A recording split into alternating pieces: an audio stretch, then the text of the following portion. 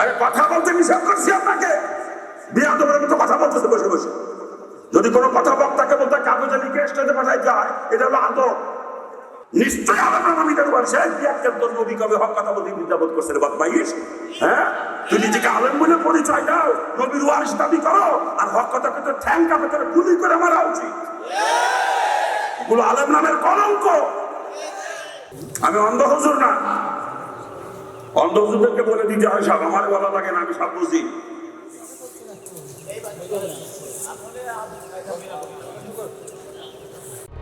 RT media centre, দেশ ও ইসলামের কথা বলে। ডাক্তার রুগীকে কাটে, চেয়ে অপারেশন করে, ব্যথা দেয়, এটা কি ডাক্তার নিজের ভালোর জন্য করে নাকি রুগীর ভালোর জন্য করে বলেন তো? আপনাদের এলাকার কারোর সঙ্গে তো আমার কোনো শত্রুতা নেই, কি বলেন? কারোর সঙ্গে কোনো আত্মীয়তার বন্ধনও নাই, ঠিক কিনা?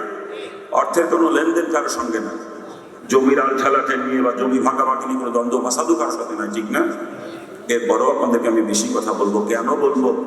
যদি বিবেককে একটু চিন্তা করতে পারবো, আমার নিজের স্বার্থে বলবো না, বাজান আপনাদের ভালোর জন্যই বলবো।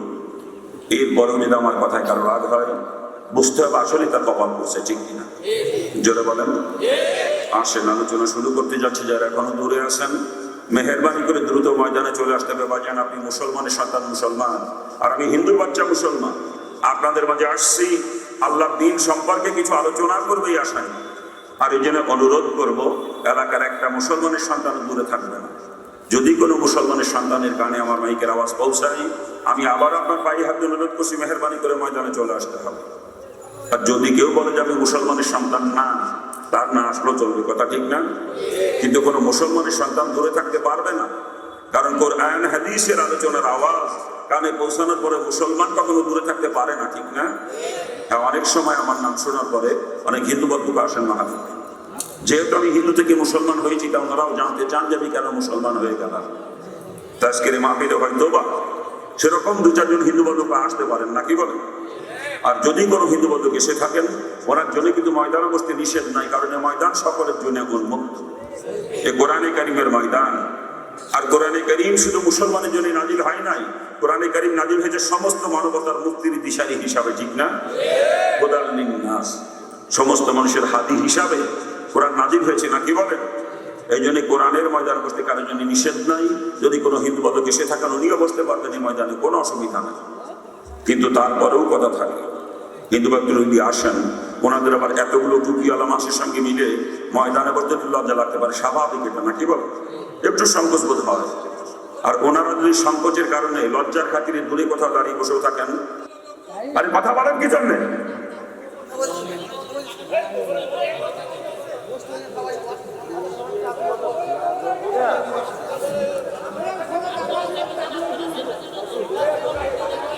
আরে কথা বলতে নিষেধ করছি আপনাকে, বিয়াদবের মতো কথা বলতেছে বসে বসে।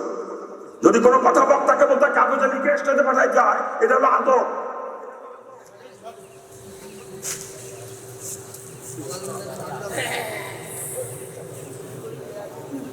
আমি অন্ধ হুজুর না, অন্ধ হুজুরদেরকে বলে দিতে হয় সব, আমার বলা লাগে না, আমি সব বুঝি।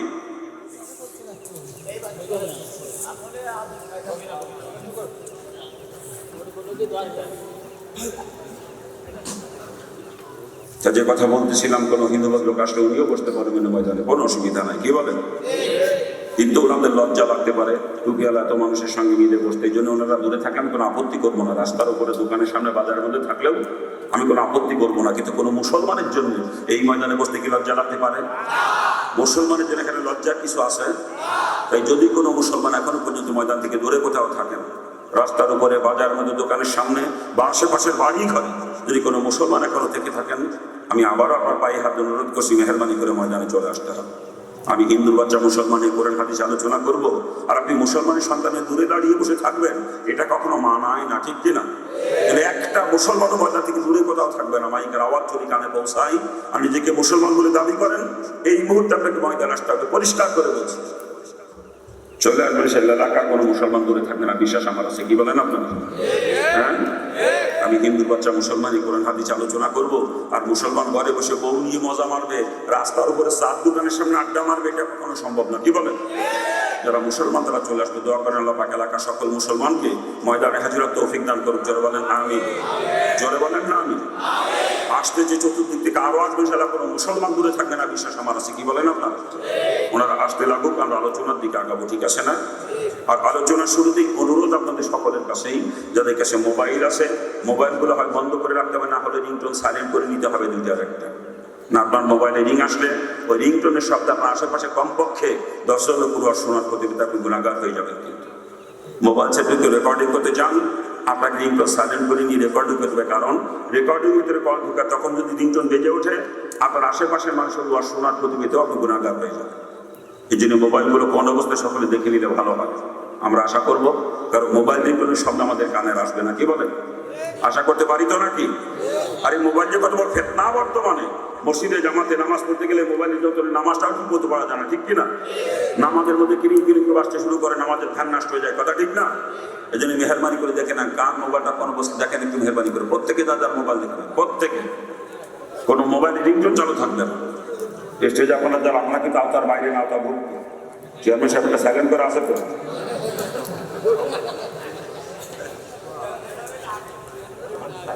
আলহামদুলিল্লাহ, আলোচনা শুরু করব। আলোচনা শুরুতে রসুলের হাদিস শোনাবো, রাজি আছেন না আপনারা? রসুল হাদিসের মধ্যে বয়ান করেন, 3টা জায়গার মাঝে তোমরা ফাঁকা রেখো না। ও ফ্ল্যাশ লাইট বন্ধ করতে হবে। রসুল বলেন 3টা জায়গার মধ্যে তোমরা ফাঁকা রেখো না। যখন নামাজের কাতারে দাঁড়াও, 2 মুসল্লির মাঝখানে যেন ফাঁকা না থাকে। দ্বিতীয়ত, যখন স্বামী স্ত্রী এক বিছানায় ঘুমাও, দুজনের মাঝখানে যেন ফাঁকা না থাকে। আর তৃতীয়ত, যখন কোনো দিনই মজলিসে বসো, ওইখানেও যেন মাঝখানে ফাঁকা না থাকে। হুজুর বলেন, এই 3 জায়গায় যদি মাঝখানে ফাঁকা থাকে, ফাঁকা জায়গা আর একজন এসে বসে, বলেন তোকে? জোরে বলেন। মিস্টার ইংলিশ, ওর গায়ে কিন্তু আগুন জ্বলতেছে, কেন জানেন?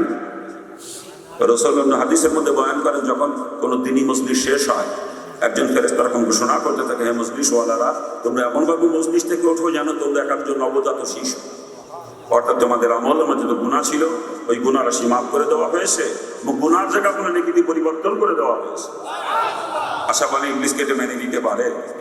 সারা জীবন ইংলিশ কত কষ্ট করে করে আমার আপনাকে গুনার কাজ করিয়েছে, আর আজকের এই ময়দানে বসে জীবনের গুনাহ সব মাফ হয়ে যাবে, আবার গুনার জায়গায় নেকিতে পরিবর্তন করে দেওয়া হবে, এটা কি ইংলিশ মেনে নিতে পারে বলেন?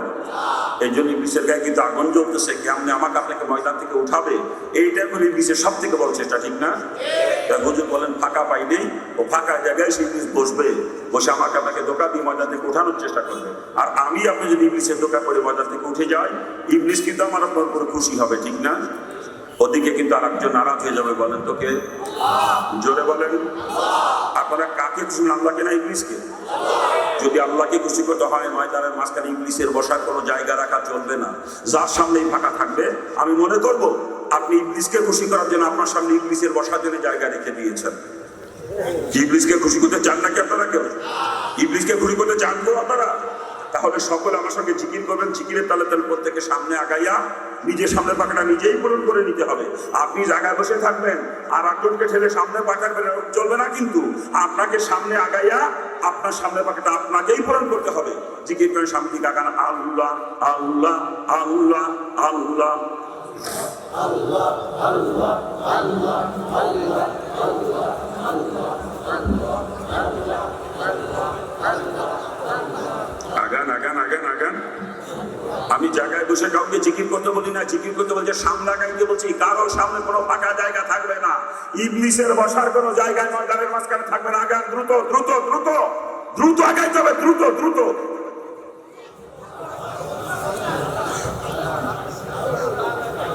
আলহামদুলিল্লাহ। অনেকে জায়গা থেকে নড়ে নাই, এক ভিডিও বিশেষ করে খুঁটি এলাম দিয়ে যে কজন বসি, একজনও নড়ে না।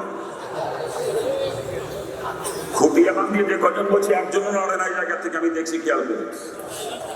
ওনাকে যখন কবরে তুই আসবেন, কবরের মধ্যে খুঁটি একান বুঝিয়ে খুঁটির সাথে খানা করে বয় তুই আসবেন কবরের মধ্যে, ওনাকে কবরেও খুঁটি একান দিয়ে আনা। ঠিক আছে না? আল্লাহ পাক সকলকে দিনের বুঝ দান করুক, জোরে বলেন আমিন। আবার কিছু লোক খুঁটি ছাড়াও বসে আছে, কিন্তু নড়ে নাই জায়গাতে। মনে মনে হয় বাড়িতে আসার সময় বিবি সাহেব কিন্তু ওয়াদা করেছে যে এই জায়গাতে বসবো, জায়গাতে নড়বো না। কি ভাই জান, ভাবি সাহেবের সাথে এরকম ওয়াদা করে আইসেন না? যদি ওয়াদা করে আসেও থাকেন, ওয়াদা খেলাপ করে সামনে গেলে নেকি হবে, গুনাহ হবে। দিনই মজমাই গায়ে গায়ে মিলে বসা সুন্নাত। একটা সুন্নাতের যে কত দাম আমরা জানি না। এই দুনিয়া যদি কোটিবার বিক্রি করা হয় যত অর্থ হবে, সমস্ত অর্থ সদকা করে দেওয়া হয় যে নেকি হবে, তার থেকে একটা সুন্নাতের দাম অনেক বেশি। রাসূল পরিষ্কার করে হাদিসের ভিতরে জানিয়েছেন, আখেরি জামানায় আমার কোন উম্মত যদি একটা সুন্নাতের উপর আমল করে, আল্লাহ পাক তার উপরে এত খুশি হবেন যে সাথে সাথে 100 শহীদের সব তার আমল নামায় লিখে দিবেন। একটু হটপট করে সামনে আগায় গায়ে গায়ে মিলে বসবেন, সুন্নাতের উপর আমল হবে, 100 শহীদের সব আমল নামায় জমা হয়ে যাবে। কত সহজে কত নাকি চিন্তা করেন, এরপরেও মুসলমান আগায় না দেখেন। আসলে সুন্নাতের মহব্বতের গুরুত্ব আমাদের অন্তরের মধ্যে নাই। মেন সমস্যা হলো এইটা। সুন্নাতের মহব্বতার গুরুত্ব যদি অন্তরের মধ্যে থাকতো, আমাকে আগায় বসার কথা বলা লাগতো না। আমি নিজের তরফ থেকে আগায় গায়ে গিয়ে মিলিয়ে বসতাম সুন্নাত তরিকায় আমলের জন্য, ঠিক না? জোরে বলেন। সুন্নাতের মহব্বত অন্তরে নাই, সুন্নাতের গুরুত্ব নাই অন্তরের মধ্যে। মেন সমস্যা এটা। অথচ সুন্নাতের মহব্বত ছাড়া জান্নাতে যাওয়ার বিকল্প আর কোনো রাস্তা নাই। আমার আল্লাহ পরিষ্কার করে জানিয়ে দিয়েছেন, আল্লাহ তার হাবিবকে ডাক দেবেন, হাবিব করে বলে দেন, আপনি বলেন, ইন কুনতুম তুহিব্বুনাল্লাহ, যদি বান্দা বান্দি আমার মহব্বত পেতে চায়, ফাত্তাবিউনি, যেন আপনার ইত্তেবা করে। রাসূলের ইত্তেবা ছাড়া আল্লাহ পাকের মহব্বত হাসিলের আর কোনো বিকল্প রাস্তা নাই। কথা ঠিক কিনা? যারা বলেন ঠিক কিনা? আর রাসূলের ইত্তেবা কেমনে হবে? রাসূল পরিষ্কার করে জানিয়েছেন, মানে আহবা সুন্নতি ফাকাদ আহাব্বানি, যে আমার সুন্নাতের ইত্তেবা করলো সে আমি নবীর ইত্তেবা করলো। আমার আহাব্বানি কানা মাইফিল জান্নাত, যে আমার ইত্তেবা করবে সে আমার সাথেই জান্নাতে থাকবে। চিৎকার দিয়ে বলুন সুবহানাল্লাহ। যে জান্নাতে যাওয়ার বিকল্প আর কোনো রাস্তা নাই, কিন্তু একটাই রাস্তা জান্নাতে, সে রাস্তার নাম হলো সুন্নাত তরিকা। কথা ঠিক কিনা? যারা বলেন ঠিক কিনা? বিকল্প কোনো রাস্তা দিয়ে জান্নাতে যাওয়া যাবে না। অর্থাৎ সুন্নাতের মহব্বত করেন, সুন্নাতের আমল করেন, যদি জান্নাতে দেখতে মন চায়। কোন ফরজ ইবাদত সুন্নাত তরিকা ব্যতীত আমার মাবুদের দরবারে গ্রহণযোগ্য নয়। কথা ঠিক না? যারা বলেন ঠিক কিনা? নামাজ ফরজ, কিন্তু সুন্নাত তরিকার খেলাফ নামাজ হলে সে নামাজ হবে নাফরমানি, ও নামাজ আল্লাহ কোনোদিন কবুল করবেন না। কথা ঠিক না? যারা বলেন ঠিক কিনা? সুন্নাত তরিকা ছাড়া জান্নাতে যাওয়ার বিকল্প আর কোনো রাস্তা নাই। এখনো সময় আছে। সুন্নাতের মহব্বতে আগায় গায়ে গিয়ে মিলে বসেন। অনেকের সামনে এখনো ফাঁকা আমি দেখতেছি। আমি তো উপরে বসা পুরো ময়দানের অবস্থা আমার নাফদার মনে। এরা মনে হয় বেহেশতে দেখতে চায় না, বুঝলাম। এরা জান্নাতে যেতে চায়। কে বলছে জায়গা নাই? মাঠের মাঝখানে অনেক ফাঁকা জায়গা। এখন আমি ওই যে ওই ভাইজানের সামনে ফাঁকা দেন নড়ে না, ওই দেখেন যে আমি দেখতেছি তো, এই যে ভাইজানের সামনে ফাঁকা আগে না, আগায় না। কি হয়েছে ভাইজান? আগার না? কি হয়েছে? ওটা কি? হ্যাঁ,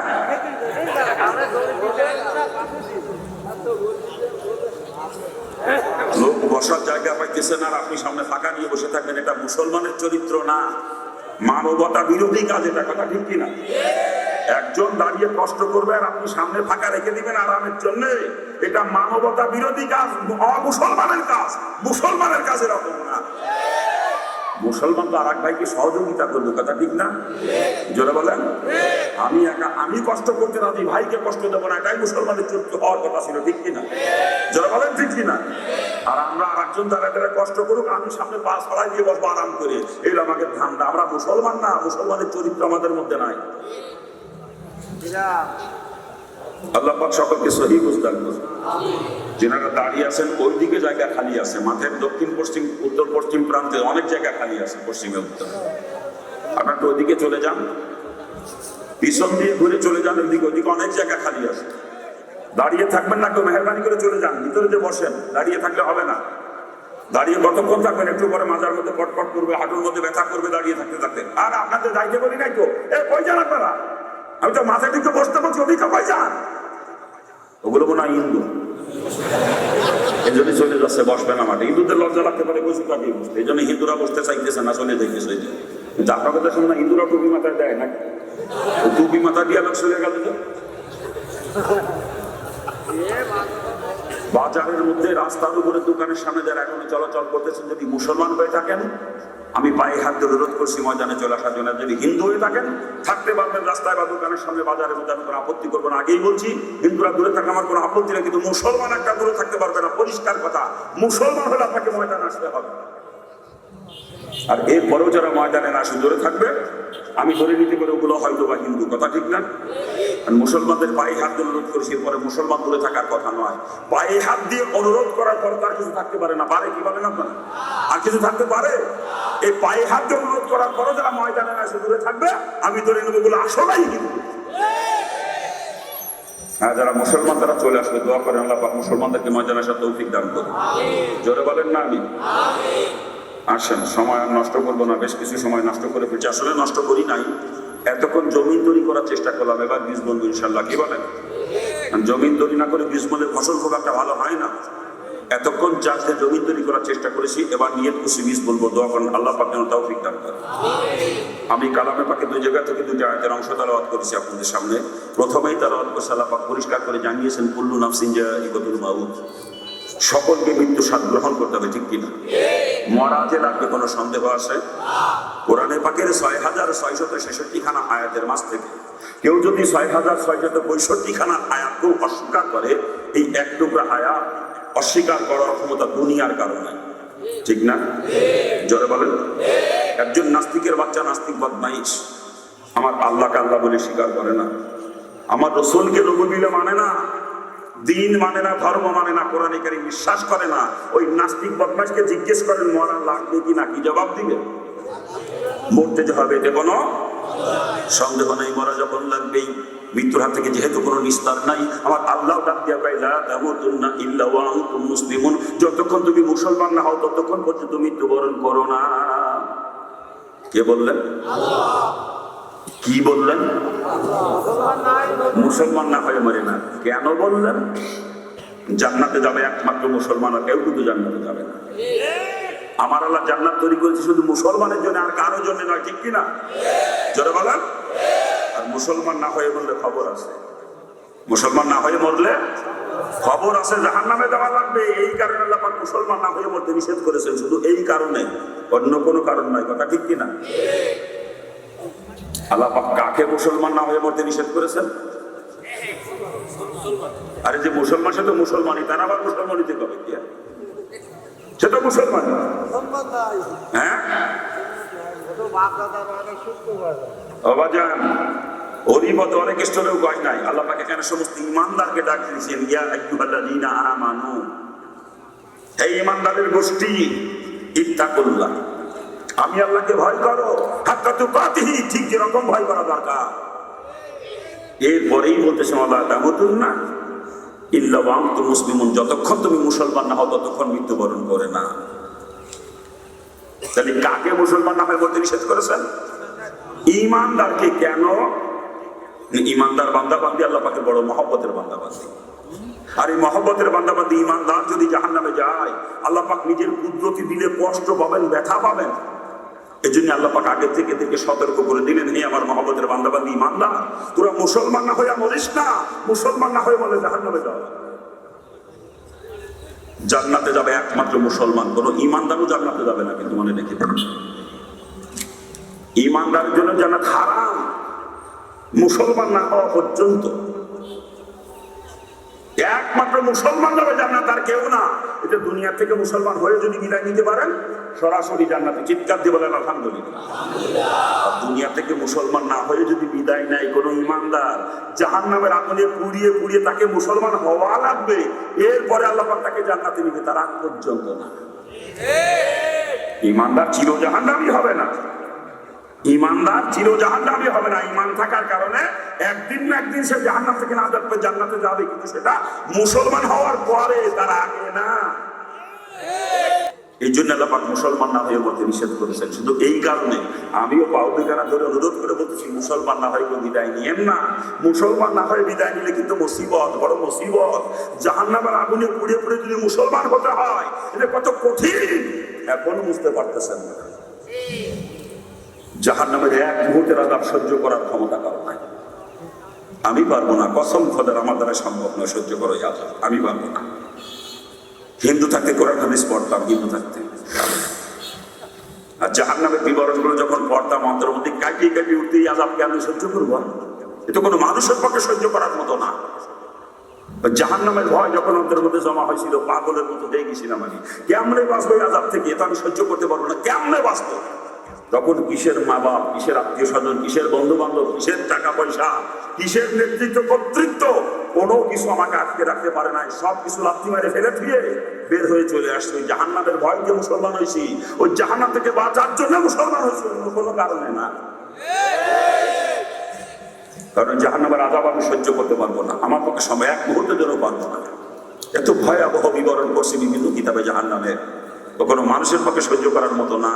আর ওই জাহান্নামের আগুনে পুড়িয়ে পুড়িয়ে যদি মুসলমান হতে হয়, যে কত কঠিন হবে বাজার, এখনো বুঝতে পারতেছে না। আবারও পাল ধরেছি, মুসলমান না হয়ে কেউ দুনিয়া থেকে বিদায় নিয়েন না। মুসলমান না হয়ে মরলে কিন্তু খবর আছে। আল্লাহ পাক ইমানদারকে মুসলমান না হয়ে মরতে নিষেধ করেছেন। তাহলে আমার মনে হয় ইমানদার আর মুসলমানের মাঝে কিছু পার্থক্য আছে। কি বলেন আপনারা? যদি পার্থক্য নাই থাকলে আল্লাহ পাক কেন ইমানদারকে মুসলমান হতে বলবেন? ঠিক না? নিশ্চয়ই পার্থক্য আছে। পার্থক্য কি? ইমানদার কাকে বলে আর মুসলমান কাকে বলে, এ সম্পর্কে সংক্ষিপ্ত আলোচনা হবে। দোয়া করেন আল্লাহ পাক যেন তৌফিক দান করেন। ইমানদারকে, ইমান কি জিনিস আমার আল্লাহ কোরআনে পাকে পরিষ্কার করে জানিয়ে দেন। আল্লাযীনা ইউমিনুনা বিল গায়ব, গায়েবকে বিশ্বাস করার নামই হচ্ছে ঈমান। আর ঈমানের সর্বপ্রথম দাবি হচ্ছে আমানতু বিল্লাহ, আল্লাহর প্রতি বিশ্বাস স্থাপন করা ঈমানের সর্বপ্রথম দাবি। ঠিক না? এই আল্লাহকে কে কবার দেখছেন একটু বলেন তো? দেখছেন কেউ কোনদিন? আল্লাহ পাক নিজেই গায়েব। আর গায়েবের আল্লাহকে বিশ্বাস করাই হলো ঈমানের সর্বপ্রথম দাবি। বিশ্বাস করেন আপনারা? সত্যি বিশ্বাস করেন আল্লাহকে? এমন বিশ্বাস হরিপদর মতো? হরিপদ কিন্তু বিশ্বাস করে আল্লাহ একজন আছে, যদিও আল্লাহ ভগবান, তো বিশ্বাস করার জন্য আছে, করে না? সাথে সাথে 33 কোটি দেবতার পূজা করে। আল্লাহর যে গুণ ক্ষমতা, এইগুলো আর একজনের মধ্যে দেখে, অর্থাৎ আল্লাহর সঙ্গে শরীক করে বিধায় তাদেরকে ইমানদার বলা হয় না, বলা হয় মুশরিক। ঠিক না? যেমন ধরেন হরিপদ আল্লাহকে মানে ঠিকই, রিজিকের মালিক মনে করেন লক্ষ্মী। ঠিক না? আচ্ছা, আপনারাই বলেন রিজিকের মালিক লক্ষ্মী হয়ে থাকে, তাতে মুসলমানরা সব না খেয়ে মরার কথা আছে। মুসলমান তো লক্ষ্মী পূজা করে না, করে না? আপনাদের এলাকায় মুসলমান লক্ষ্মী পূজা করে? তা মুসলমানদের ভিতরে কোটিপতি নাই, শিল্পপতি নাই? আবার যারা লক্ষ্মীর পূজা করে ওদের ভিতরে পরের ক্ষেত্রে জমি বিক্রি করে এরকম লোক নাই? ভিক্ষা করে খায় এরকম লোক নাই? তাহলে বুঝতে হবে লক্ষ্মী রিজিকের মালিক না। লক্ষ্মী যদি রিজিকের মালিক হতো, যে তার পূজা করে তাকে কখনো অভাবে রাখতো না, আর যাতে পূজা করে না তাকে কখনো রিজিক দিত না। ঠিক কিনা? যারা বলেন ঠিক কিনা? ভালো করে বুঝবেন। হরিপদ আল্লাহকে মানে ঠিকই, কিন্তু বিদ্যাপতির মালিক মানে সরস্বতী। কি ঠিক না? আচ্ছা, আপনারাই বলেন বিদ্যাপতির মালিক সরস্বতী যদি হবে, তাতে মুসলমানের বাচ্চারা সব মূর্খ থাকার কথা আছে। মুসলমান তো সরস্বতী পূজা করে না, করে নাই? আপনাদের দেশে করে নাই? তা মুসলমানদের ভিতরে বিএ পাস, এমএ পাস নাই? ডাক্তার, ইঞ্জিনিয়ার নাই? উকিল, ব্যারিস্টার নাই? মুফতি, মুহাদ্দিস নাই? তাহলে বুঝতে হবে। আবার যারা সরস্বতী পূজা করে ওদের ভিতরে ক লিখতে গেলে কলম ভাঙে এরকম লোক নাই? বুঝতে হবে সরস্বতী বিদ্যাপতির মালিক না। কি কথা ঠিক কিনা? ভালো করে বুঝেন। হরিপদ আল্লাহকে মানে ঠিকই, সন্তান দেওয়ার মালিক মনে করে মা ষষ্ঠী দেব। হিন্দুরা ষষ্ঠী পূজা করে সন্তান লাভের জন্য, জানেন তো স্যার? এই জন্য দেখবেন কোন হিন্দু মহিলা যখন গর্ভবতী হয় ওরা একটা কথা বলে, মা ষষ্ঠীর কৃপা হয়েছে। কি বলে? মা ষষ্ঠীর কৃপা আছে, মা ষষ্ঠীর দয়া করে একটা সন্তান পেটের মধ্যে দিয়েছে। আপনারাই বলেন মা ষষ্ঠীর সন্তান দেওয়ার মালিক হয়ে থাকে, ও তো মুসলমানদের সন্তান হওয়ার কথা ছিল। কারণ মুসলমানদের ষষ্ঠী পূজা করে না। কি আপনাদের ধরে করে না? আপনাকে ধরে করে? তা মুসলমানদের সন্তান হয় না? কি মুসলমানদের সন্তান হয় না? এমন মুসলমানের সঙ্গে এক দস্তরখানায় খানা খাওয়ার সৌভাগ্য আমার হয়েছে যার 22টা সন্তান। 22 সন্তানের পিতার সাথে এক দস্তরখানায় খানা খাইছে। আবার যারা ষষ্ঠী পূজা করে ওদের ভিতরে নিঃসন্তান নাই? কি নিঃসন্তান নাই?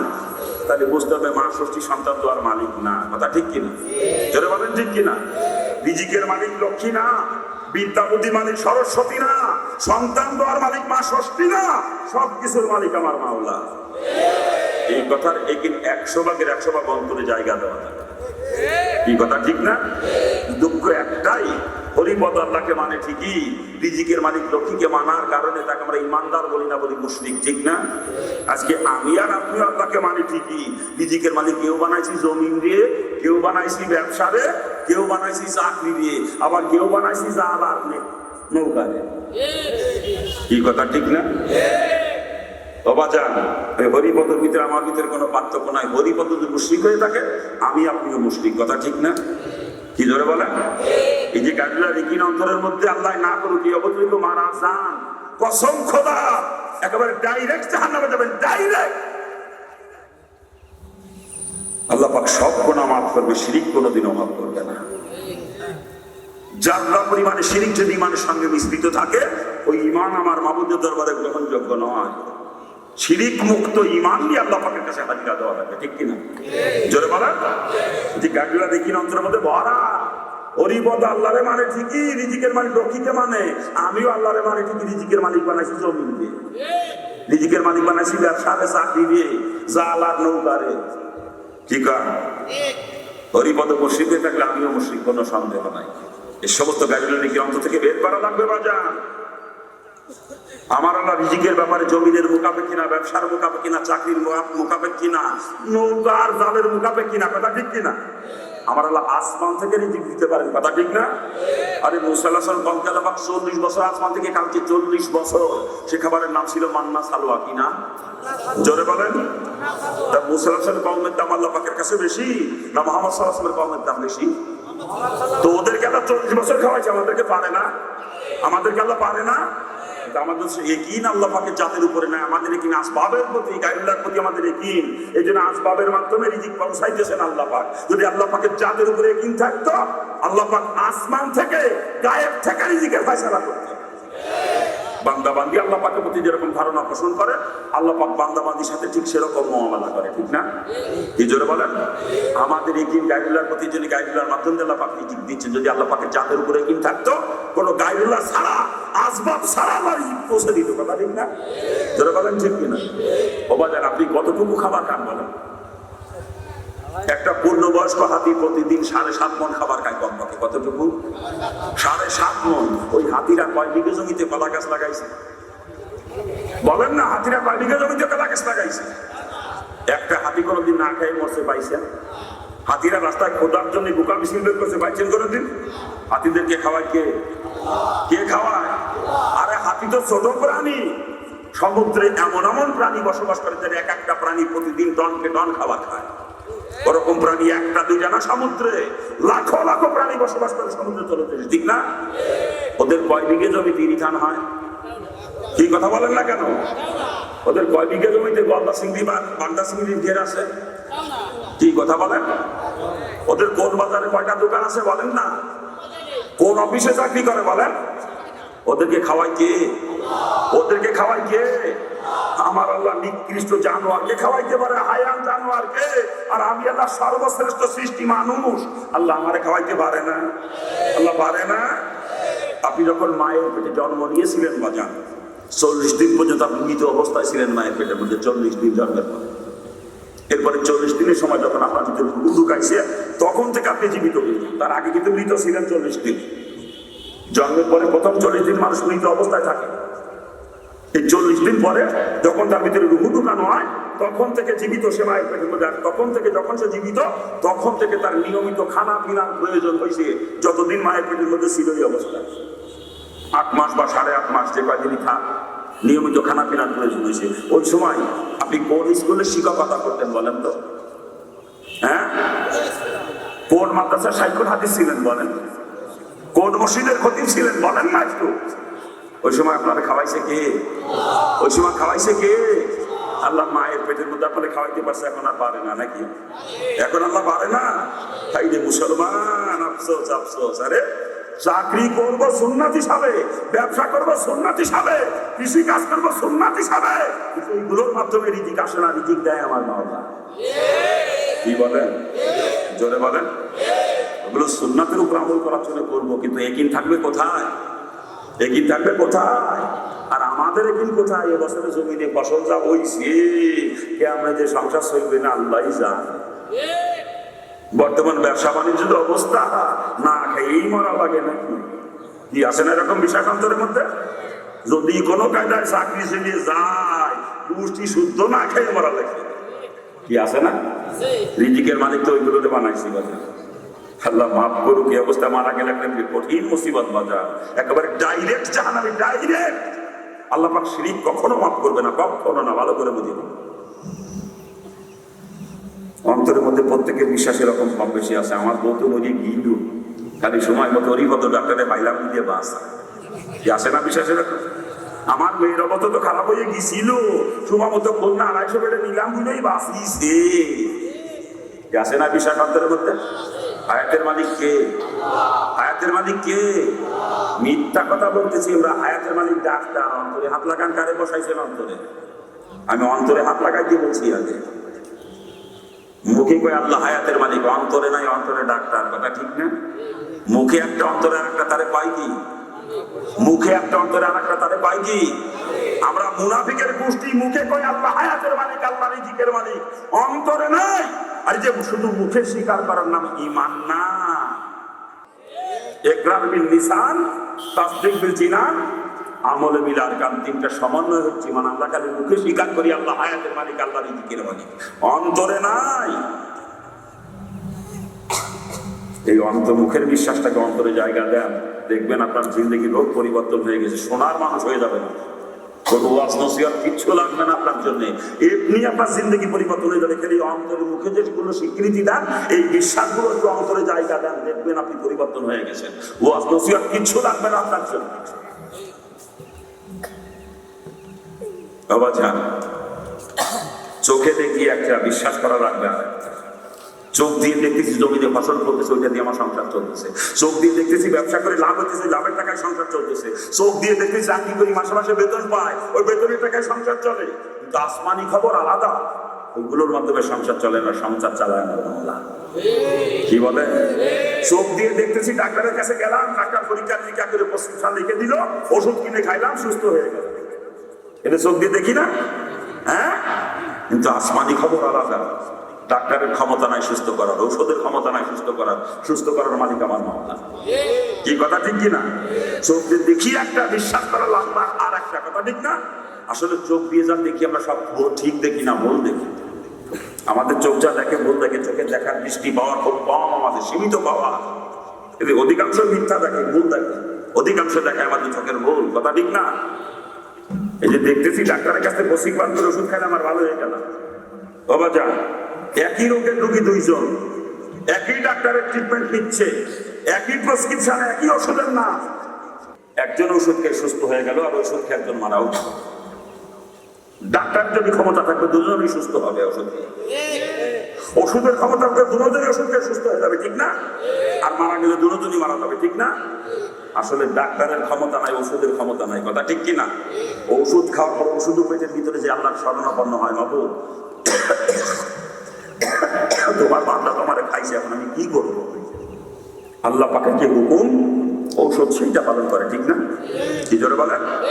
এই জন্য বাজান, চোখে দেখি একটা, আমার চোখ দিয়ে দেখি সকালবেলা ঘুম থেকে ওঠার কিছুক্ষণ পরে, ফজরের নামাজের পরে পূর্ব আকাশের দিকে তাকাবেন, দেখবেন সূর্য উঠে 3 গ্রামের পরে বাগান না, বাগানের মধ্যে কি সূর্য উঠতেছে। এটা চোখ দিয়ে দেখি না আমরা? হ্যাঁ। আবার সন্ধ্যার কিছুক্ষণ আগে যখন সূর্য অস্ত যায়, পশ্চিম দিকে তাকায়, দেখুন ওই পাশে নদী না, নদীর পানি নদী সূর্য ডুবে যাবে। এটাই দেখা যায় না? আমার চোখে ঠিক দেখছে? আমার চোখে ঠিক দেখছে? হ্যাঁ। রেল লাইনের মাঝখানে দাঁড়াইছেন আপনি, সামনের দিকে তাকাবেন, দেখবেন সামনে রেল লাইন দুটো কাছাকাছি আস্তে আস্তে এক জায়গায় দুটো মিশে গেছে, এরকম। এটা চোখ দিয়ে দেখি।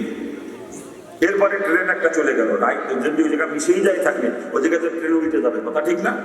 কিন্তু উল্টে তো যায় না, অ্যাক্সিডেন্ট হয় না, ট্রেন চলে গেছে। তাহলে বুঝতে পারো আমার চোখ ঠিক দেখে নাই, ঠিক দেখছে না? আমার চোখের দৃষ্টি পাওয়া খুব কম, আমরা যা দেখি অধিকাংশই ভুল দেখি।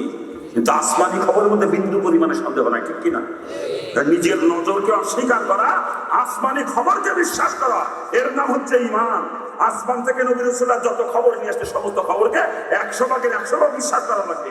এর ভিতরে জানতা পরিমাণ সন্দেহ পূজা করা অন্তরে থাকে, আপনি বেঈমান, আপনি বেঈমান, আপনি বেঈমান।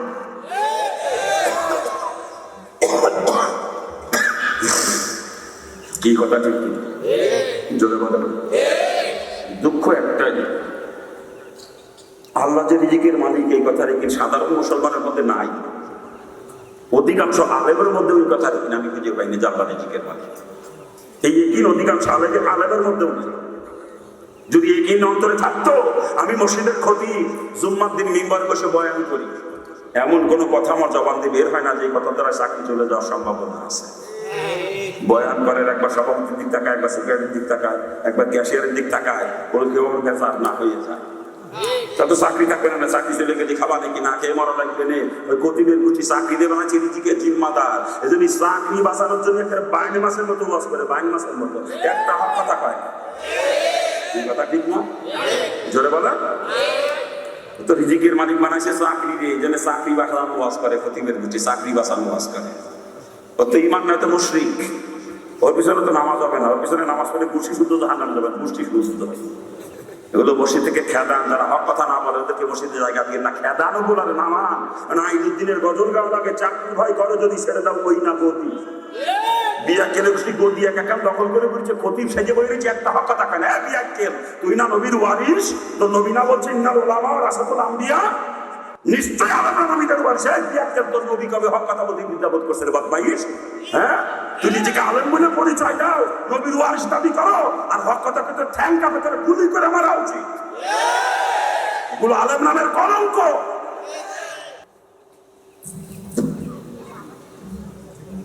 একটি চাকরি বাঁচানোর জন্য হক কথা কয় না। হবে কি? মসজিদ কমিটির সভাপতিরা আওয়ামী লীগের নেতা, সেক্রেটারি বিএনপি নেতা, ক্যাশিয়ার হলো জাতীয় পার্টির নেতা। এই মসজিদের খতিব আমি যদি কোরআন শোনার আলোকে ইসলামী রাজনীতির কথা কই, চাকরি কাকে? আর চাকরি চলে গেলি খাবা নাকি? না খেয়ে মরা লাগবে না। এই বয়টা খতিবের গুটি হক কথা করে বাইরে বাসের মতো বাস করি, সব কথা ঠিক না? জোরে বলেন ঠিক কিনা? রসুলের পরিষ্কার হাদিস জানিয়ে শুনে যে হক কথা কয় না, ওটা হলো বুবা শয়তান। আর কোন বুবা শয়তানের পিছনে নামাজ হয়? এই বুবা শয়তানের পিছনে নামাজ হয়? যারা হক গোপন করে যায়, সত্যকে গোপন করে, ওগুলো মুনাফিক। ওদের পিছনে নামাজ হবে না। ওগুলো মসজিদ থেকে বিদায় করেন, দ্রুত বিদায় করেন। যারা হক কথা বলে তাদেরকে জায়গা দেয়। আরে তুই একজন আলেম, তুই একজন আলেম, তুই গোল আলুর মতো চলো বিয়ে কেলে, তুই গোল আলুর মতো চলো বিয়ে কেল কোথাকার? তুই একজন আলেম, সব কথা বল। চাকরি চলে যায় যাবে, ওই চাকরি তোরে খাওয়ায় না, তোর রিজিকের মালিক আল্লাহ। রিজিকের মালিক কে? হক কথা বলার কারণে চাকরি চলে যায়। আজকে এক মসজিদে মামুল করি বেতন পায় 4,000 টাকা। হক কথা বলার চাকরি চলে গেলে ওর থেকে বড় মসজিদে বেশি বেতনের চাকরির ব্যবস্থা আল্লাহ করে দিতে পারে। পারে না? আল্লাহ রিজিকের জিম্মাদার কে? রিজিকের জিম্মাদার কে? এই কথা রে কিন্তু তোর অন্তরে নাই রে বিয়া কেলে, তুই কি এর ইমামতি করো বিয়া কে? তো তুই ইমানই না, মুশরিক তুই। আজকে আমি হক কথা বলার কারণে আমারে খেদাই দিবে মসজিদ কমিটি। কালকে আর ইমাম আসবে, সেও যদি হক কথা বলে তারে খেদাই দেবে। পরশু আর ইমাম আসবে, তারে খেদাই দেবে হক কথা বলার কারণে। এইভাবে ইমাম খেদাইতে খেদাইতে ওই কমিটির গোষ্ঠী ইমাম খুঁজে পাবে না। ওর বাপ মা মরে গেলে বিনা জানাজায় খুঁজে দিয়ে আসা লাগবে, জানাজা পড়ার লোক খুঁজে পাবে না। হক কথা বল, তুই একজন আলেম, তুই একজন আলেম, তুই গোল আলুর মতো চলতে পারিস না। আজকে অধিকাংশ আলেমারা গোল আলু মার্কা। গোল আলু ছিলেন না? গোল আলু সব জায়গায় খাটে, বর্তায় খাটে, বাজিতে খাটে, সসরিতে খাটে, ডাইলের মধ্যেও খাটে, মাছের মধ্যে খাটে, গোস্তের মধ্যে খাটে, খিচুড়ির মধ্যেও খাটে। কথা ঠিক না? আমরা অধিকাংশ আলেমের গোষ্ঠী বর্তমানে গোল আলু মার্কা। আমরা সুদ করে সাথে তালে তাল মিলিয়ে চলি, ঘুষ করে সাথে তালে তাল মিলিয়ে চলি, বদমাইশের সাথে তালে তাল মিলিয়ে চলি আমরা। আল্লাহ পাক আমাদেরকে হেফাজত করুন। আল্লাহ গোল আলুর গোষ্ঠীর আগে হেদায়েত দিক। জোরে কর না আমি। আরে জোরে কর না আমি। বাংলাদেশে যত আলেম আছে, বিশ্বের অন্য কোনো দেশে এত আলেম নাই। কথা ঠিক না? জোরে বলেন। এদেশ মসজিদের দেশ, এদেশ মাদ্রাসার দেশ। এত মসজিদ মাদ্রাসা, এত আলেম ওলামা বিশ্বের অন্য কোনো দেশে নাই। কথা ঠিক কিনা? যে দেশে এত আলেম ওলামা, শতকরা 92 জন মুসলমান দেশে বসবাস করে, এই দেশের আলেম ওলামারা কথা বলতে ভয় পায়। ওকে ঠ্যাং কাপড় গুলো আলেম নামের কলঙ্ক। কথা ঠিক না? জোরে বলেন ঠিক কিনা? এ বিয়া কে? তুই একজন আলেম, তুই কি করে রসুলের সাথে মুখ দেখাবি আমাদের? হ্যাঁ, যে দিন কায়েমের জন্য তো রসুলের দাঁত ভাঙছে, লোহার হেলমেট ব্যাংকে মাথার মধ্যে ঢুকে গেছে, সেই দিনের পরিবর্তে আব্রাহাম লিঙ্কনের মতবাদ দিয়ে দেশ চলতেছে। তুই এদেশের আলেমে বাদ পাইস, তুই জবাব দিবি কি কিয়ামতে? তুই আলেম নামের কলম করে তো শহীদ হয়ে যাওয়ার দরকার ছিল, যে আমার রসুলের মতবাদের পরিবর্তে আব্রাহাম লিঙ্কনের মতবাদ দিয়ে দেশ চলতেছে, আমি এদেশে বসবাস করি, একজন আলেম আমি, তো শহীদ হয়ে যাওয়ার কথা ছিল।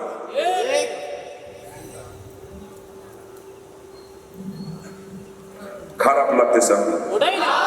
খারাপ লাগে? বাজা বড় কষ্ট লাগে। আলেমদের অবস্থা দেখি বড় কষ্ট হয় আমার।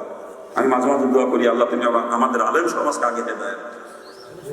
আমরা আলেমের গোষ্ঠী লোকের হেদায়েত পাইতাম, এদেশে 100 বছর ইসলাম কায়েমের 100 বছর আগে, ঠিক না? আমরা আলেমের গোষ্ঠী যে গোল আলু মার্কাতে সাধারণ পাবলিক যাবে কোথায়? আল্লাহ পাক সকলকে সহি বুঝতেন। হযরত উলামায়ে কেরাম রাগ করেন না, রাগ করার জন্য বলতেছি না, মনে বড় আফসোস। আমি হিন্দুর বাচ্চা, আমি বুঝি। আপনি মুসলমানের সন্তান, আপনি বোঝেন না? হ্যাঁ, তারপর আল্লাহ পাক ইলমে ওহী দান করেছে আপনাকে, একজন আলেম। আপনাকে চিন্তা করা লাগবে, আমি আলেম, আমি নবীর ওয়ারিস। নবীর কাম ছিল কি, আমার কাম কি, আর আমি করতেছি ডাকিয়া।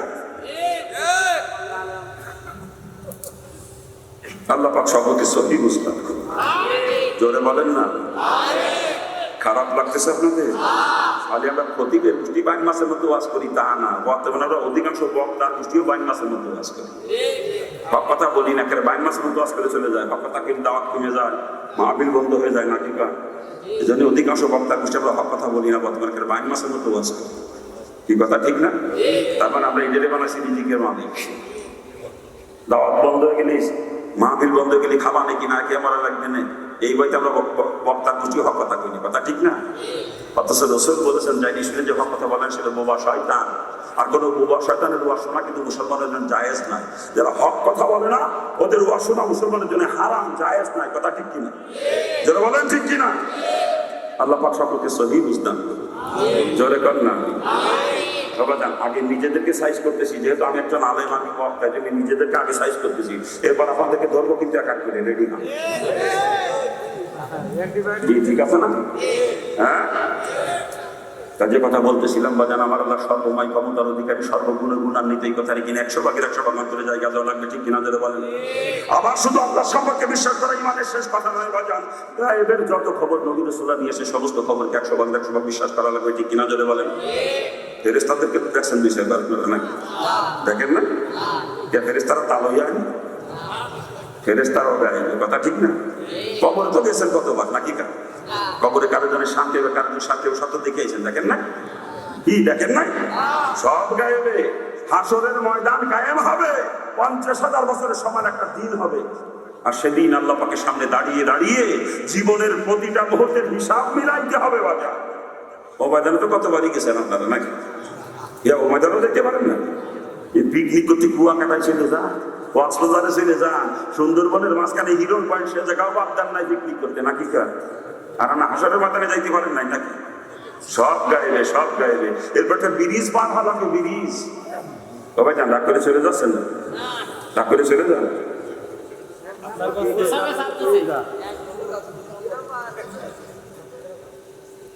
খারাপ লাগলে বলবেন, আমি শেষ করে দেবো। আমি কষ্ট দিতে আসি নাই আপনাদের। কোথায় রাখছি কথা? একটা ব্রিজ পার হওয়া লাগবে বাজান। আমাকে বাংলাদেশে যমুনা সেতুর মতো না, সরকার পদ্মা সেতু বানাই দিয়েছে ওটার মতো না বাজান। ও ব্রিজের বিবরণ রাসূল হাদিসের ভিতরে দিয়েছেন, একজন মানুষ যদি একাধারে 30,000 বছর চলতে থাকে, যত দূরে যাইতে পারবে তার থেকেও লম্বা হবে ব্রিজটা। চোরের থেকেও চিকুন হবে, খোরের থেকেও ধার হবে। তো ব্রিজের পাশে কোনো ধরনই নাই। আমরা খালের উপর দিয়ে বাঁশ দিয়ে বা সুপারি গাছ দিয়ে চার বানায়। আপনার কথা কি কাজ? চা খায় তো চার বানাকে, চারের সাইডে আবার ধরনই দিয়ে ধরে ধরে পার হওয়া চলে, ঠিক না? মোটা বাঁশ দিয়ে, মোটা সুপারি গাছ দিয়ে চার বানায়, তার মধ্যে 12 জনের ধরনই দিয়া লাগে আমাদের, ঠিক না? কিন্তু সেই ব্রিজ চুলের থেকেও চিকন, খুরের থেকেও ধার, ওই ব্রিজের পাশে কোনো ধরনই নাই বাজান। 30,000 বছর সমান রাস্তা, 10,000 বছর উপর দিকে উঠতে হবে, 10,000 সমতল, আবার 10,000 বছর নিচের দিকে নামতে হবে ব্রিজে। ব্রিজ তো কতবারই পার হয়েছেন আপনারা নাকি? এখনো পার হন নাই? কোনো দেখছেন তো দুই একবার নাকি? দেখেনও না? নাম শুনছেন মনে হয় নাকি? নাম জানো কি? নাম জানো কি? বলছিল তো ব্রিজ, ব্রিজের ওপারে জান্নাত, আর ব্রিজের নিচে হলো জাহান্নাম। যারা ব্রিজ পার হবো পারে পৌঁছে যাবে তারা জান্নাতি, আলহামদুলিল্লাহ তারা কামিয়াব হয়ে গেল, তারা কামিয়াব। আর যারা ব্রিজ পার হতে পারবে না সব জাহান্নামী, চিৎকার দিয়ে বলে নাউজুবিল্লাহ। ওই জান্নাতের শান্তি, জাহান্নামের শাস্তি কেউ দেখি নাই বাজান, সব গায়েবে, সব গায়েবে। আর এই গায়েবের সম্পর্কে নবী রাসূলুল্লাহ যত খবর নিয়ে আসছে, এই খবরকে বিশ্বাস করার নাম হচ্ছে ঈমান। আর যারা এগুলা বিশ্বাস করে তাদেরকে বলা হয় ঈমানদার। আর ঈমানদারদেরকে আল্লাহ পাক ডাক দিয়ে বলতেছে মুসলমান না হয়ে মরিয়ে না। তাহলে মুসলমান হবার কারে বোঝা দরকার না? কি বোঝা দরকার না? বাবা জান, বাপের নাম আব্দুর রহিম, আমার নাম আব্দুল খালেক, অর্থাৎ মুসলমানের ঘরে জন্ম নিয়েছি, আমি যদি মুসলমান হয়ে গেছি এরকম না বাজার। তাই যদি হওয়া যায়, একজনের বাপ ডাক্তার, দুপুলা মেডিকেল কলেজের বারান্দায়ও পা রাখে নাই কোনোদিন, সেও দাবি করতে পারতো আমার বাপ ডাক্তার, আমিও ডাক্তার। এরকম দাবি করে তার দাবি মানা যাবে? মানা যাবে? একজনের বাপ উকিল, কিন্তু ছেলে কোনোদিন ল কলেজের বারান্দা দিয়েও চলাফেরা করে নাই, সেও দাবি করতে পারতো আমার বাপ উকিল, আমিও উকিল। এরকম দাবি যদি করে, মানবেন তার দাবি আপনারা? কি তার দাবি মানা যাবে? ডাক্তারের ছেলেকে তখনই ডাক্তার হিসেবে মানবো যখন সে নিজে মেডিকেল সায়েন্সে লেখাপড়া করবে, ডাক্তার বিদ্যা অর্জন করবে। উকিলের ছেলেকে তখন উকিল হিসেবে মানবো যখন সে এলএলবি কমপ্লিট করবে, ল পাস করবে, উকিলাতি বিদ্যা অর্জন করবে। ঠিক না? ঠিক তদ্রুপ বাজার মুসলমানের ঘরে জন্ম নিয়ে মুসলমান হিসাবে দাবি করা চলবে না। মুসলমান হিসাবে দাবি করতে গেলে নিজেকে মুসলমানিত্ব অর্জন করা লাগবে। ঠিক কিনা? আর যতক্ষণ পর্যন্ত মুসলমানিত্ব অর্জন করতে আমি না পারবো, সমাজের মানুষ যদিও আমাকে মুসলমান বলেই মানবে, বাংলাদেশ সরকারের আদমশুমারির খাতায় নামটা আমার মুসলমানের দপ্তরে ঠিকই থাকবে, কিন্তু আল্লাহ পাকের দপ্তরে অতক্ষণ পর্যন্ত আমি মুসলমান না, যতক্ষণ পর্যন্ত আমি মুসলমানিত্ব অর্জন করতে না পারবো। কি বলেন? জোরে বলেন। তাহলে মুসলমান কারে কয় বোঝা দরকার না বাজে? আবার গরু খায় জন্মের খাওয়া, এই কারণে মুসলমান হয়ে গেছি তাও না বাজে। তাই যদি হওয়া যায় তো শকুনই তো সব থেকে বড় মুসলমান। কারণ আমি আর আপনি কত মশলাপাতি দিয়ে সিদ্ধ করে রান্না করে নরম বানাই খাই, এরপরও পেটের ভিতরে যে কতজনের কত অসুবিধা ঘটায় না? কারোর অ্যালার্জি সাথে, কারোর আম সাথে, কারোর গ্যাস বাড়ে, কারোর আবার কষা হয় নাকি কা গরুতে অসুবিধা ঘটায় না? এত নরম করে রান্না করে খাই, এরপর অসুবিধা ঘটায়। আর বেচারা শকুন কাঁচা খাইয়ে হজম করে। যদি গরু খাইলে যদি মুসলমান হওয়া যায় তো শকুন আমার আপনার থেকে বড় মুসলমান হইল। কি কথা ঠিক কিনা? যদি বলেন। আরে বর্তমানে হিন্দুরা জন্মের খাওয়া খায়, গরু জন্মের খাওয়া খায়। আপনারা কতটুক খান? হিন্দুরা জন্মের খাওয়া খায়, তাও প্রকাশ্যে খায় না, গোপনে খায়। অধিকাংশ হিন্দু বর্তমানে গরু গোপনে খায়। ওই দেখবেন কুরবানি আসার 15 দিন আগে থেকে বন্ধু বান্ধবের দাওয়াত দিতে, এই কুরবানির দিন যাওয়ালে কিন্তু রাতে একটু গভীরে যাতে কেউ না দেয়। কি যায় না? আর খোঁজ নিয়ে দেখেন না কতজন এসে খাইতেছে মুসলমানের বাড়ি, কতজন খাইতেছে জন্মের খাওয়া খায়। আপনারা 3 টুকরো দিয়ে পর আর 1 টুকরো দিতে গেলে বলে পারতেছি না, খাবো না, আর আমার বোন আর দিস নি। আর ঘরে দিয়ে দেখেন 2.5 কেজি 3 কেজি সাইডে দেয় এক জায়গা বসে। কি কথা ঠিক না? গরু খাইলে যদি মুসলমানরা যেতে পারে তো ওগুলো সবই মুসলমান নাকি কা? হ্যাঁ, আবার সেনুর মাথা কাটছি বলে আমি মুসলমান হয়ে গেছি এরকম না। সেনুর মাথা কাটা বোঝেন আপনারা? আরবিতে বলে সুন্নাতে খতনা, বাংলায় বলে মুসলমান। আপনাদের কাছে কি কয়? ও আমার এলাকায় মুসলমানই কয়, কিন্তু গ্রাম এলাকায় গ্রাম্য মহিলারা গ্রাম্য ভাষায় সেনুর মাথা কাটাও কয়। মহিলারা পরস্পর এরকম বলা কয়, আবার অমুকির বলা সেনুর মাথা কাটছে, অমুকির বলা সেনুর মাথা কাটছে, এরকম কয় গ্রাম্য মহিলা। আর আমার কাছে শুনতে মজা লাগে, জন্য আমি কথাটা কই মাঝে মাঝে। বর্তমান ডাক্তাররা পরীক্ষা নিরীক্ষা করে দেখছে যে পুরুষের শরীরে এমন কিছু রোগ হয় যে রোগের একমাত্র ট্রিটমেন্ট হলো খতনা করানো, বিকল্পের কোনো চিকিৎসা নাই।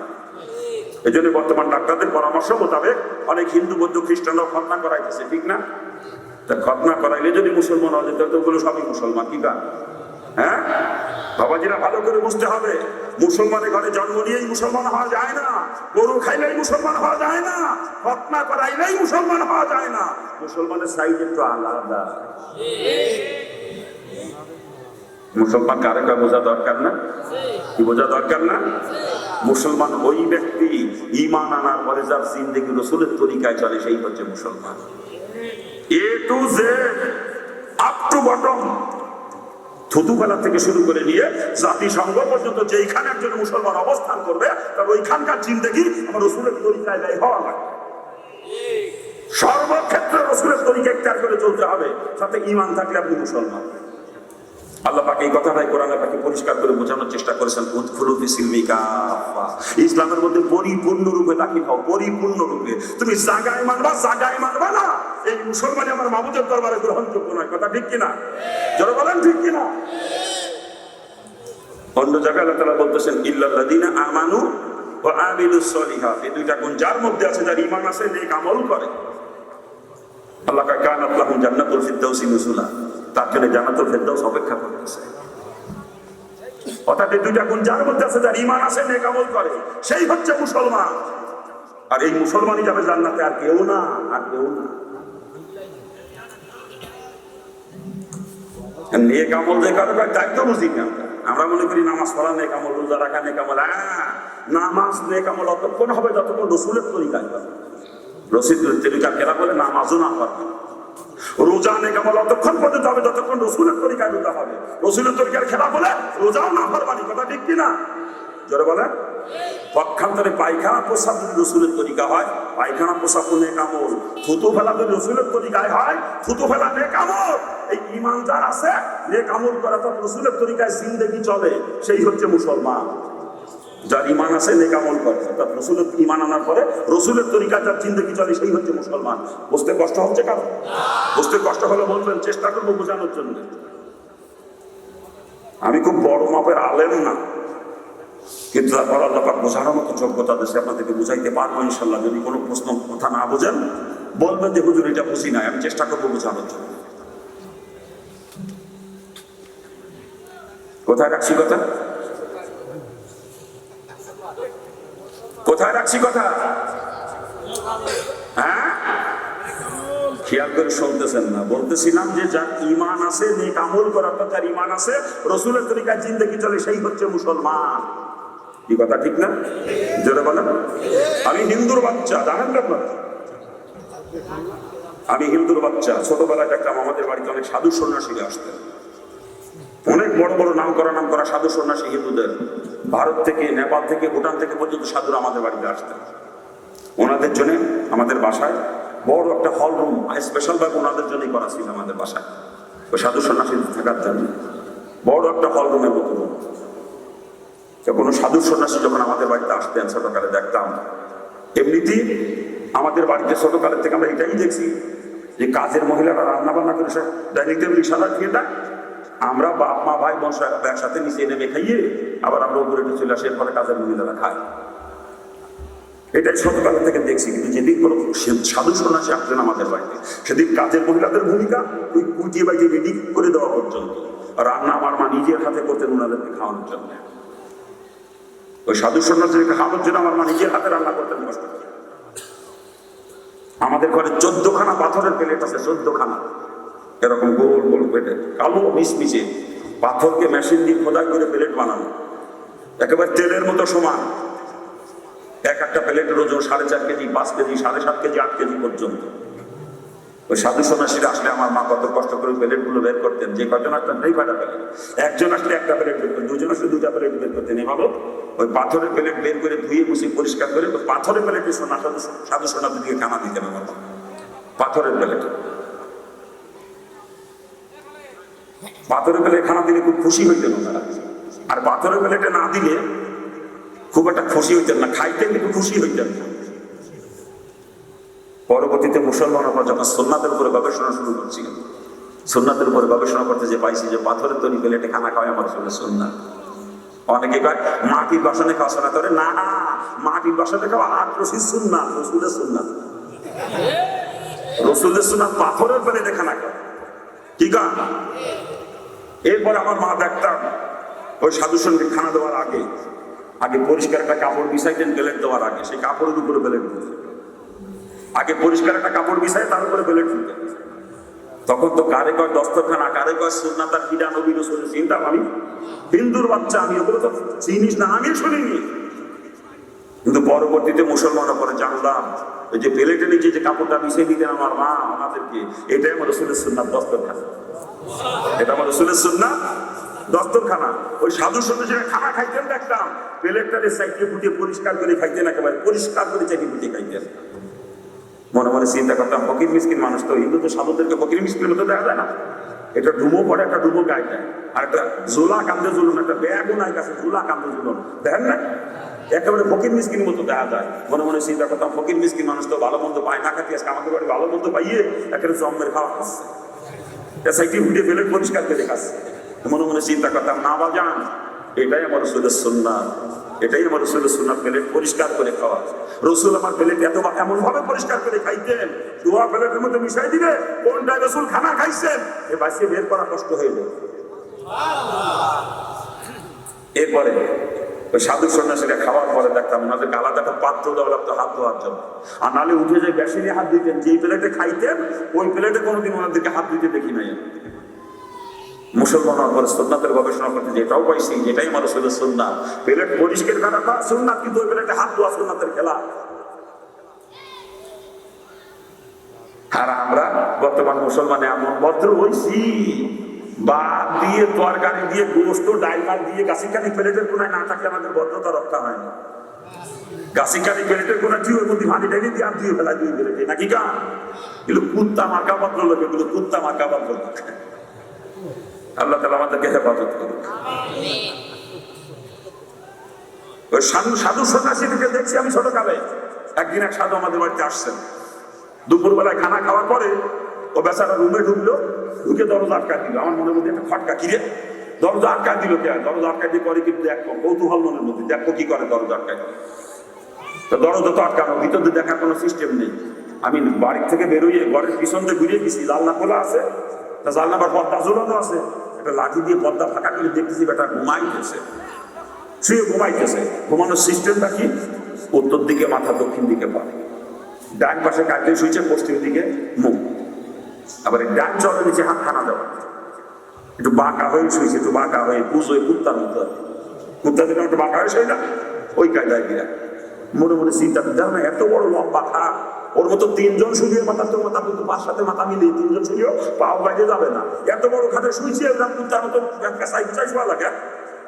মনে মনে চিন্তা করতেছি, না বা জান পরবর্তীতে সুন্নাতের গবেষণা করতে এটাই আমার রসুলের সোয়া সুন্নাত তরিকা ছিল, এটাই আমার রসুলের সোয়া সুন্নাত তরিকা ছিল, এটাই আমার রসুল যখন শুইতেন ঠিক এভাবেই শুইতেন, উত্তর দিকে মাথা, দক্ষিণ দিকে পা, ডান খেতে শুইতেন কেবলার দিকে মুখ, ডান চলে যে হাতখানা দিয়ে শুইতেন একটু বাঁকা হয়ে, যেন রসুলের মাথাটা মিমের আকার ধারণ করছে। এখানে হাত দরকার, এটা হয়ে গেছে হাত, আবার পাশাটা মিমের আকার, পা দুইখানা দা, চারটা হরফ হয়েছে মিম হা মিম দা। আমার রসুলের নাম মোহাম্মদ দিতে চারটা হরফই হয়, কি বলেন আমরা? হ্যাঁ, একজন মুসলমান যখন শোবে তারপর দেহটা এই চারটা হরফে পরিণত হবে, মিম হা মিম দা, এভাবে শোয়া সুন্নাত। এরপরে ঘুমের ভিতরে যদি উল্টে পাল্টে যায় সমস্যা নাই, কিন্তু যখন শোবে এইভাবেই শুতে হবে, এটাই শোয়া সুন্নাত তরিকা রসুলের। ওই সাধু সন্ন্যাসীরা এগুলো করতো। দেখ একদিন একটা সাধু আমাদের বাড়ির মধ্যে কি যেন খোঁজে, চারিপাশে ঘুরে ঘুরে খুঁজতেছে কি জানো প্রাচীরের ভিতর দিয়ে, তো খুঁজে গেছি, কিছু না পাই আমার ডাকছে, গেছি কাছে, তো বাবা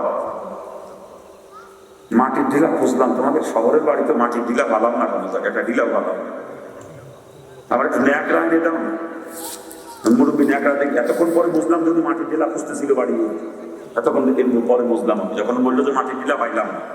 এরপর আমার বাবা একটা ন্যাকড়া এনে দাও না একটু, তোমাদের কত ঘরে কত সিরা লুঙ্গি আছে, সিরা শাড়ি আছে, সিরা গামছা আছে, ন্যাকড়া দাও না আমার। মুরব্বী ন্যাকড়া দিয়ে কি করবে?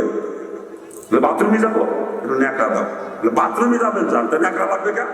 বাথরুমে পানি আছে, সাবান আছে, হ্যান্ড ওয়াশ আছে, শ্যাম্পু আছে, যা চাবেন তাই আছে, ন্যাকড়া দিয়ে কি করবেন? বাবা পানি খরচ করার আগে যদি কুলুপ না করি তা হাতে পায়খানা লাগিয়ে যায়।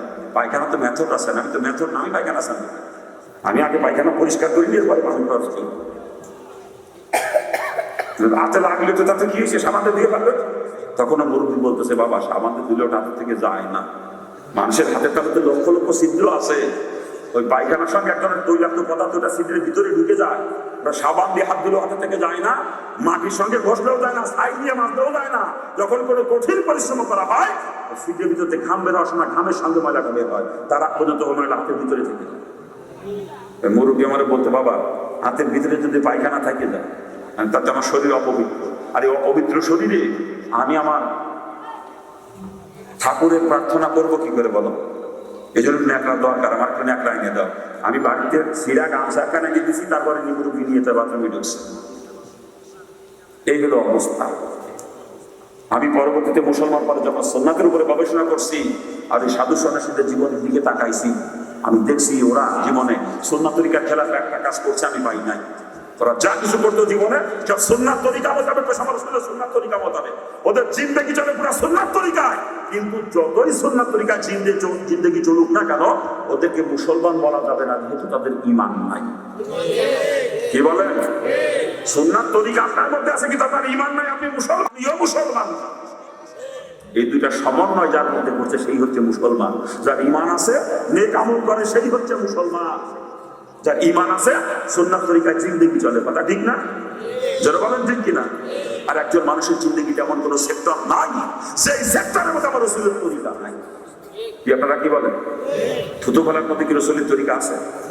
হাতে পায়ে নখ কাটার মধ্যে, দাঁত মাজার মধ্যে, গোপদারি কাটা ছাটার মধ্যে, মাথার চুল কাটা থাকার মধ্যে, নাভি বগলের নিচের পশম, নাভি নিচের পশম পরিষ্কার করার মধ্যে, পোশাক পরিচ্ছদের মধ্যে, খানা খাওয়ার মধ্যে, পায়খানা প্রসাব করার মধ্যে, ঘুমানোর মধ্যে, চাকরির মধ্যে, ব্যবসার মধ্যে, কৃষিকাজের মধ্যে, বিবাহ শাদীর মধ্যে, স্ত্রীর সঙ্গে মিলামিশার মধ্যে, সন্তান লালন পালনের মধ্যে, প্রতিবেশীর সঙ্গে আচরণের মধ্যে, আত্মীয়দের সঙ্গে আচরণের মধ্যে, বিধর্মীদের সঙ্গে আচরণের মধ্যে, হায়ান জানোয়ার তথা পশু পাখির সঙ্গে আচরণের মধ্যে।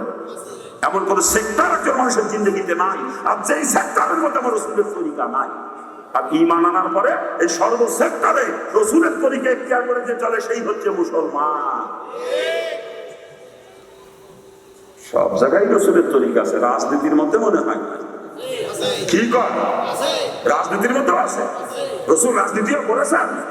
আরে রসুল কি রাজনীতি করেছেন তাই শুধু? রাজনীতির জন্মদাতা আমার রসুল নিজে। কি বলেন? রসুল শুধু রাজনীতি করেছেন, তারা মুসলমান রাষ্ট্রপ্রধানও ছিলেন, ঠিক কিনা? শুধু রসুল একা নন, রসুলের সব থেকে কাছের চারজন মানুষ হযরত আবু বকর, ওমর, ওসমান, আলী রাদিয়াল্লাহু আনহুমা, চারজনই রাষ্ট্রপ্রধান ছিলেন, ঠিক না? যারা বলেন তাহলে রাজনীতি রসুলও করেছেন, সাহাবায়ে কেরামও করেছেন, ঠিক না? কিন্তু আমাদের দেশের মানুষ একটা ধারণা আছে হুজুর বা রাজনীতি করবে, কে হুজুররা খালি আল্লাহ বিজয় করবে আর দাওয়াতকে ভাগ করে বেড়াবে, আর রাজনীতি করবে যত দাওয়াই মোতার দল আর দাড়ি চাচা দৃষ্টি, নাকি? আমি একজন মুসলমান, আলেমরাই আগে রাজনীতি করবে, আর ওলামা ওয়ারাসাতুল আম্বিয়া, আলেমরা নবীর ওয়ারিস, যেই কাম নবী করছে ওই কাম আলেমরা আগে করবে, ঠিক কিনা? যে বিয়াক্কেল রাজনীতি করে না ওরা আলেম বলে গুনাহ হবে, কসম খোদা ও আলেম নামের কলঙ্ক। ইসলামী শাসন ব্যবস্থা কায়েমের চেষ্টা যে করে না সে আমার নবীর ওয়ারিস হতে পারে না। কথা ঠিক কিনা? জোরে বলেন। কিন্তু দুঃখ না, আমাদের দেশের কত আলেম ওলামারা বুক ফুলে ফুলে এই কথাকে আমরা রাজনীতি পছন্দ করি না। কত মুফতি মুহাদ্দিস এই কথাকে আমরা রাজনীতি পছন্দ করি না। কত নাম করা পীর সাহেবরাকে আমরা রাজনীতি পছন্দ করি না, কয় না? কয় কিনা দরকার? আচ্ছা, ফতুয়া আমি দেবো না, আপনারা আমার থেকে ভালো বোঝেন, আপনারা দেবেন ফতুয়া। রসুলের কোনো কাজকে যদি কেউ অপছন্দ করে তার ঈমান আছে? তার ঈমান আছে? রসুল জীবদ্দশায় যত কাজ করেছে সব কাজ করা আমাদের পক্ষে সম্ভব না, আমরা করতে পারবো না, তাই বলে আমাদের ঈমান চলে যাবে না। রসুলের আপনার একটা কাজকে যখনই অপছন্দ করবো সাথে সাথে ঈমান চলে যাবে, ঠিক না? একজন মুসলমান সারা জীবন টুপি কোনোদিন মাথায় দেয় নাই, এই জন্যই তার ঈমান চলে যাবে না। কিন্তু যদি বলে আমি টুপি পছন্দ করি না, সাথে সাথে সে ঈমান হয়ে যাবে। একজন মুসলমান সারা জীবন জুব্বা কোনোদিন গায়ে দেয় নাই, এই জন্যই তার ঈমান চলে যাবে না। কিন্তু যদি বলে আমি জুব্বা পছন্দ করি না, ওটা বিনা দলিলে দেই না। একজন মুসলমান সারা জীবন দাড়ি কোনোদিন রাখে নাই, এতে গুনাহগার হলে তার ঈমান চলে যাবে না। যদি বলে আমি দাড়ি পছন্দ করি না, ওটা বিনা দলিলে কাফের, ঠিক না? ঠিক তদ্রুপ একজন মুসলমান কোনো কারণে রাজনীতি করে নাই বা করতে পারে নাই, এতে গুনাহগার হলে তার ঈমান চলে যাবে না। কিন্তু যদি বলে আমি রাজনীতি পছন্দ করি না, ওটা বিনা দলিলে কাফের। আমার রসুলের কথা পছন্দ করে, কথা ঠিক কিনা? যারা বলেন ঠিক কিনা? রাজনীতি রসুল করে নাই, তাতে যদি কোনো মুফতি সাহেব আমি রাজনীতি পছন্দ করি যাই মুফতি সাহেব কাফের, কোনো মুহাদ্দিস করে মুহাদ্দিসও কাফের। যদি কোনো পীর সাহেব আমি রাজনীতি পছন্দ করি যাই, ওই বদমাইশ আবার পীরায় কেমনে রে? ও তো কাফের, আমার রসুলের কাজ অপছন্দ করে, এই বদমাইশ আবার পীরায় কেমনে কাজ? ইসলামী শাসন ব্যবস্থা কায়েমের চেষ্টা করা প্রত্যেকটা মুসলমানের জন্য ফরজ, কথা ঠিক না? সরমনা পিসের রাজনীতি করে বলে তার বন্ধ হয়ে গেছে নাকি? সরমনা পিসের খাঁটি নায়েবে রসুল, এই জন্যই সে রাজনীতি করে বসে। মামুনুল্লাহ সাহেব খাঁটি নায়েবে রসুল, এই জন্যই সে রাজনীতি করে। পাটাদারি হযরত খাঁটি নায়েবে রসুল ছিলেন, তিনি রাজনীতি করতেন। শাইখুল হাদিস আল্লামা আজিজুল হক সাহেব খাঁটি নায়েবে রসুল ছিলেন, এই জন্য রাজনীতি করতেন। হাফিজ হুজুর মুহাম্মদুল্লাহ হাফিজ হুজুর রহমতুল্লাহ খাঁটি নায়েবে রসুল ছিলেন, এই জন্যই রাজনীতি করতেন, ঠিক না? বুঝতে হবে যে কাম নবী করছে ওই কাম করা জরুরি। প্রত্যেকটা খালি আলেমরা করবে তা না, প্রত্যেকটা মুসলমানের জন্য ইসলামী রাজনীতি করা ফরজ। ইসলামী শাসন ব্যবস্থা কায়েমের চেষ্টা করা কি? ইসলামী শাসন ব্যবস্থা কায়েমের চেষ্টা করা কি? এটা ফরজে কিফায়া না, আছে কিছু লোকে করলে হয়ে যাবে, এরকমটা ফরজ আইন। প্রত্যেকটা মুসলমান জন্য তার নিজ দেশে, সে যে দেশে বসবাস করুক না কেন, আমেরিকায় হতে পারে, ব্রিটেনে হতে পারে, অস্ট্রেলিয়া হতে পারে, জাপান হতে পারে, ফ্রান্স হতে পারে, রাশিয়া হতে পারে, পাকিস্তান, ভারত, বাংলাদেশ, মালয়েশিয়া, ইন্দোনেশিয়া, যে দেশে বসবাস করুক না কেন, একজন মুসলমানের ঈমানি দায়িত্ব তার দেশে ইসলামী শাসন ব্যবস্থা কায়েমের চেষ্টা করা। কি বলে? হ্যাঁ, আল্লাহ পাক সকলকে সহি বুঝ দান করুন। ইসলামী শাসন ব্যবস্থা কায়েমের চেষ্টা করা যেহেতু ফরজ, অতএব ইসলামী রাজনীতি করাও ফরজ প্রত্যেকটা মুসলমানের জন্য, ঠিক না? দুঃখ লাগে আমি হিন্দুর বাচ্চা, আরে আমি হিন্দু অবস্থা ছাত্রলীগের জেলা সেক্রেটারি ছিলাম, ছাত্রলীগের মাহপুরা গভর্নমেন্ট কলেজের বিপি ছিলাম আমি, ওই ছাত্রলীগের ব্যানার থেকে কলেজের বিপি নির্বাচিত ছিলাম। আজকে যদি আওয়ামী লীগ করতাম বড় মাপের মন্ত্রী হতাম আমি। বর্তমান প্রধানমন্ত্রী খুব কাছের মানুষ ছিল আমার সময়, নিজের ছোট ভাইয়ের মতো আমাকে স্নেহ করতেন, আর আমি ওনাকে নিজের বড় মনের মধ্যে শ্রদ্ধা করতাম, এখনো বড় মনের মধ্যে শ্রদ্ধা করি তাকে, একটুও কমে নাই শ্রদ্ধা। কিন্তু দল করতে পারি না, কারণ আমি যখন ইসলাম গ্রহণ করছি আল্লাহ পাক আমাকে বুঝ দিয়ে দিয়েছেন আমাকে যে মুসলমান তো কুফরি মতবাদ কানে রাজনীতি করতে পারে, কুফরি মতবাদ কানে সে ওরাই করবে যারা কাফের তারা, আর যে মুসলমান সে ইসলাম কামের চেষ্টা করবে, ঠিক কিনা? আমি যতদিন হিন্দু ছিলাম কাফের ছিলাম ততদিন করেছিলাম, কিন্তু আজকে তো আমি মুসলমান, এখন আমার চেষ্টা হবে আল্লাহ দিন আল্লাহ দিন কেমনে কায়েম করা যায়, কি বলে? হ্যাঁ, আমি তওবা করে ফিরে চলে আসি কোরআনের ছায়া নিচে, আমি আল্লাহ দিন কায়েমের চেষ্টা করি। এটা প্রশ্ন করবো আপনাদের কাছে, করবো? আজ পর্যন্ত দুনিয়ার লোকে কোনো কাফের কোনোদিন ইসলাম কামের চেষ্টা করেছে? সারা দুনিয়া ভাবে চ্যালেঞ্জ দিলে আমার কাফের নাম বলেন যদি ইসলাম কামের চেষ্টা করেছে? কাফেরদের নীতি ঠিক আছে, কোনো কাফের কখনো ইসলাম কামের চেষ্টা করে নাই, করবেও না কোনোদিন। কিন্তু আমরা মুসলমানের সন্তান, আমাদের নীতির কোনো ঠিক নাই, দাবি করি মুসলমান বুঝে, অথচ কুফরি মতবাদ কায়েমের জান প্রাণের চেষ্টা করি আমরা, ঠিক না? গণতন্ত্রকে আমি যদি জীবন দিয়ে দিছি, সমাজতন্ত্রকে আমি চেষ্টা করতেছি, জাতীয়তাবাদকে আমি চেষ্টা করি, ধর্ম নিরপেক্ষতা কায়েমের চেষ্টা করি, তো ইসলাম কায়েমের ব্যাপারে মুসলমানের বাচ্চাদেরকে খুঁজে পাওয়া যায় না, ঠিক না? কি জোরে বলেন? আফসোস আফসোস। গণতন্ত্রের প্রতিষ্ঠাতা কে জানেন আপনারা? জানেন? Abraham Lincoln. আমেরিকার 10ম প্রেসিডেন্ট ছিল আব্রাহাম লিঙ্কন, আমেরিকার 10ম প্রেসিডেন্ট। বিশ্বের ভিতরে দুনিয়া সৃষ্টি থেকে পর্যন্ত যত ইসলাম বিদ্বেষী মানুষের জন্ম হয়েছে তার ভিতরে অন্যতম একজন ছিল আব্রাহাম লিঙ্কন। ইসলামের কত বড় দুশ্মন ছিল কল্পনাও করতে পারবো না। তার প্রতিষ্ঠিত মতবাদ হচ্ছে গণতন্ত্র। যে গণতন্ত্রের মূল কথাই হলো জনগণ সমস্ত ক্ষমতার উৎস, by the people for the people of the people, এটা গণতন্ত্রের মূল থিওরি, ঠিক না? আর আল্লাহ কোরআন কি কয়?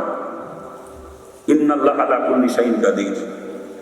সমস্ত ক্ষমতার উৎসকে এই কোরআন কয় সমস্ত ক্ষমতার উৎস আমার আল্লাহ, আর গণতন্ত্র সমস্ত ক্ষমতার উৎস জনগণ। কোরআন একটা যদি কেউ বিশ্বাস করেন আপনি মুসলমান, আর গণতন্ত্রটা বিশ্বাস করেন দলিল লাগবে না, দলিল ছাড়া কাফের। মুসলমান তখন আল্লাহকে বাদ দিয়ে জনগণকে ক্ষমতার উৎস মনে করতে পারে না। গণতন্ত্র কোনো মুসলমান বিশ্বাস করতে পারে না, ঠিক কিনা? যারা গণতন্ত্র বিশ্বাস করে জনগণকে ক্ষমতার উৎস মনে করে, ওরা বিনা দলিলে কাফের। ও হাজী সাহেব হইলেও কাফের, ও টাইটেল পাস মাওলানা হইলেও কাফের। কি বলেন আপনারা? হ্যাঁ, আল্লাহ পাক সকলকে সহিহ বুঝতাম। অনেকে আঙ্গুল আওয়ামী লীগের বিরোধিতা করি, এই বলি দিয়া খেলকায়া আমি আওয়ামী লীগের বিরোধিতা করবো। আওয়ামী লীগ আমার মহব্বতের দল। আরে আপনারা কি যা কয়দিন আওয়ামী লীগ করে না? আমার রক্ত আওয়ামী লীগের, আপনারা তো জানেন না। আমার রক্ত আওয়ামী লীগের। দল করতে যাইয়ে মানুষের হাতে পিটান খাইছি, নিজের শরীরে রক্ত ঝরছে জমিনে, নিজের হাতে মানুষকে পিটাইছি, বাপের লাখ লাখ টাকা দলের পিছনে খরচ করছে। দলের যখন দুর্দিন ছিল আমরা দলের হাল ধরে রাখছিলাম আমরা। আর এখন দল ক্ষমতায় গেছে, আপনি দলের যদি না দিয়েছেন চিনি নি আপনার। আবার যদি ক্ষমতা চলে যায় বাজিও মারবেন, তাও জান। কিন্তু দলের দুর্দিন আমরা হাত ধরে রাখছিলাম। বঙ্গবন্ধুর ইন্তেকালের পরে দীর্ঘদিন দল ক্ষমতায় যায় নাই। কত জুলুম অত্যাচার আমাদের উপরে হয়েছে এরশাদ সাহেবের শাসন আমলে, কিন্তু আপনারা কল্পনাও করতে পারবেন না। মানে এরশাদ সাহেব ছাত্র রাজনীতি পছন্দ করতেন না, ছাত্র রাজনীতির ঘোর বিরোধী ছিল এরশাদ, জানেন না? এরশাদের কোনো ছাত্র রাজনীতির দল ছিল না। পরবর্তীতে ক্ষমতা ছেড়ে দেওয়ার পরে ছাত্র সমাজ গঠন করছে, জাতীয় ছাত্র সমাজ। কিন্তু আগে কোনো ক্ষমতা থাকতে কোনো ছাত্র রাজনীতি করতে দিত না। আমরা ছাত্র রাজনীতি করতাম, আমাদের উপরে জুলুমের রোলা চালাইতো প্রশাসন, জুলুমের রোলা। কত কষ্ট করে দলের হাত ধরে রাখছিলাম আমরা। আর আজকে দল ক্ষমতায় গেছে, আপনি না দিতেছেন দলে যোগ দিয়েছি নিয়ে আপনারে। ও দলের মহব্বত আপনার থেকে আমার কম না, কিন্তু দল করতে পারি না কারণ একটাই, তারা গণতন্ত্র কায়েমে রাজনীতি করে। আওয়ামী লীগ আজকে গণতন্ত্র বাদ দিয়ে আজকে ইসলামী ম্যান্ডেটের ঘোষণা দেবে, দেখবেন আমি কালকে আওয়ামী লীগে যোগ দিয়ে আবার আওয়ামী লীগের গোলাম হয়ে গেছি। যতদিন পর্যন্ত ওরা কুফরি মতবাদ কায়েমে রাজনীতি করবে আমি আর ওদেরকে সমর্থন দিতে পারবো না, যেহেতু আমি এখন কাফের নই, আমি মুসলমান। কথা ঠিক কিনা?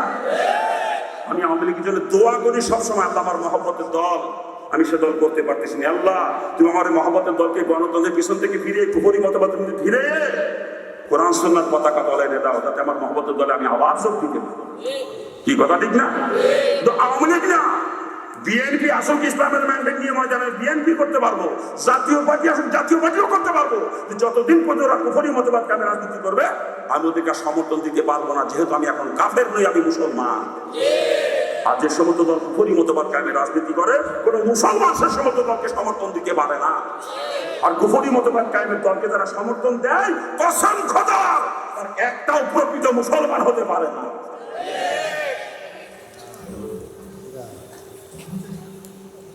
আওয়ামী লীগের নেতারা শেখ মুজিবের জাহান্নামে পাঠানোর চিন্তা ভাবনা করে, এজন্য 15 আগস্টের দিন দেখেন মালা কাটিয়ে শেখ মুজিবের মূর্তি দিয়ে পুজো করে, মালা দিয়ে মূর্তি পুজো করে।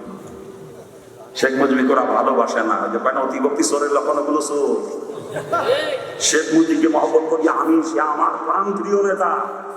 আমি প্রত্যেক 15 আগস্টে কমপক্ষে 4 একটা নফল নামাজ পড়ে শেখ মুজিবের জন্য দোয়া করি, আল্লাহ আমার নেতা মানুষ হিসাবে কেমন ছিল আপনি তো ভালো জানেন, সে মানুষ হিসাবে ভুল ত্রুটির উদ্দেশ্য ছিল না, যত ভুল ত্রুটি তার জীবনে করুক না কেন তুমি তাকে মাফ করে জান্নাতুল ফেরদাউস দান করো। আমি 4 একটা নফল নামাজ পড়ে শেখ মুজিবের জন্য দোয়া করি সবসময়। 15 আগস্টে 21শে ফেব্রুয়ারির দিন মুসলমানের বাচ্চারা হিন্দুদের মতো প্রতি মালাকায় তিনে শহীদ মিনারের মূর্তি তিনে মূর্তি পুজো করে। আমি করতাম এক সময়, হিন্দু থাকতে আমিও করতাম। আমার মালাটাই সবার থেকে বড় হইতো। বড় মাপের নেতা ছিলাম না ছাত্রলীগের, বড় মাপের নেতা, ও মন্ত্রীর মালাটা আমার মালা বড় হয়েছে। আমার কি দাপট ছিল তা তো জানেন না। অবাচার কিন্তু যখন মুসলমান হয়েছে আল্লাহ পাক বুঝ দিয়ে দিয়েছে, এরপর আমি কোনোদিন 21শে ফেব্রুয়ারির দিন আর ফুলের মালা নিয়ে শহীদ মিনারের মূর্তি তেজুলা পূজা করি নাই। এখন প্রত্যেক 21শে ফেব্রুয়ারির দিন আমি কমপক্ষে 4 রাকাত নফল নামাজ পড়ে আমার শহীদ ভাইদের জন্য দোয়া করি। মুসলমানের তো করার কথা ছিল এইটাই নাকি গান? শেখ মুজিব আমাদের দেশের জন্য যা করেছে তার মূর্তি পূজা প্রাপ্য না? আমরা তার জন্য নেক আমল করে তার হয়ে মাগফিরাত কামনা করবো আল্লাহর কাছে, তা না বদমাইশি তার শেখ মুজিবের মহব্বতের নামে ও বান্দার গোষ্ঠী যায় ওরা চোর চোর অতিভক্তি চোরের লক্ষণ। অতিভক্তিতে হাতিতে মূর্তি পূজা করে শেখ মুজিবকে জাহান্নামে, ওরা শেখ মুজিবকে জাহান্নামে পাঠাচ্ছে। যারা শহীদ আমাদের মাতৃভাষার জন্য জীবন দিয়েছে, মাতৃভূমির জন্য ইমানের সাথে জীবন দিয়েছে, শাহাদাত বরণ করেছে, তাদের যদি শহীদ মিনারের মূর্তি মালা দিয়ে পুজো করে বদমাইশের গোষ্ঠী মূর্তি পুজো করে শহীদদেরকে জাহান্নামে পাঠানোর বন্দোবস্ত করতেছে। আর আমি প্রত্যেক শহীদ দিবসে 21শে ফেব্রুয়ারির দিন আমি কমপক্ষে 4 রাকাত নফল নামাজ পড়ে ওদের জন্য দোয়া করি, আল্লাহ তারা তো আমার ভাই, আমার মাতৃভাষার জন্য তারা জীবন দিয়েছে, আমার মাতৃভূমির স্বাধীনতার জন্য জীবন দিয়েছে। আল্লাহ যদি ইমানের সাথে তাদের জীবন দিয়ে থাকে তারা তো শহীদ, আল্লাহ তাদের মানুষ হিসাবে তাদের সমস্ত ভদ্রটি মাফ করে দিয়ে বিনা হিসাবে জান্নাতুল ফেরদাউসের বাসিন্দা বানাই দাও। আমি দোয়া করি শহীদদের জন্য, আমি দোয়া করি আমার প্রাণ প্রিয় নেতা শেখ মুজিবের জন্য। তোরা দোয়া করো না, তোরা মূর্তি পুজো করো ওকে জাহান্নামে পাঠানোর জন্য, আমি তাদের জন্য দোয়া করি।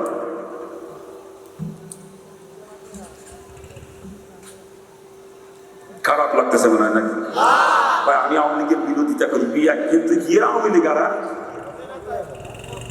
আল্লাহ পাক সকলকে সহি বুঝদান করুন। আওয়ামী লীগ আজকে তওবা করবে, গণতন্ত্রবাদ দিয়ে আজকে ইসলামী ম্যান্ডেটের ঘোষণা দেবে, আমি কালকে আওয়ামী লীগের গোলাম হয়ে যাবো আবার। কি কথা ঠিক না? কোনো কাফের আমার ইসলাম কামের চেষ্টা করে নাই, করেন না। আমি মুসলমান, আমি কুফরি মতবাদ কামের চেষ্টা করতে পারি না। কথা ঠিক কিনা? আমরা কাফের না মুসলমান? আমরা কাফের না মুসলমান? কোন কাফের আমার ইসলাম কামের চেষ্টা করে নাই, কোনদিন আমি একজন মুসলমান আমি আর কোনদিন কুফরি মতবাদ কামের চেষ্টা করবো না। কি বলেন? এতদিন করছি, ভুল করছি, তওবা করে বলবো, তওবা করে আল্লাহ তাআলা মাফ করে বলে আশার বাণী শুনেছে, লা তাকনাতু মির রাহমাতিল্লাহ, বান্দা আমার রহমত থেকে লইয়া আসিস না। এতদিন কুফরি মতবাদ কামের চেষ্টা করেছিলি, তওবা করে ফিরে আয় কোরআনের ছায়ার নিচে। তো তওবা করতে দেরি হবে, আমি আল্লাহ তোকে মাফ করতে দেরি করব। আমরা পারি না তওবা করতে? আমি একজন মুসলমান, আমি কাফের নই।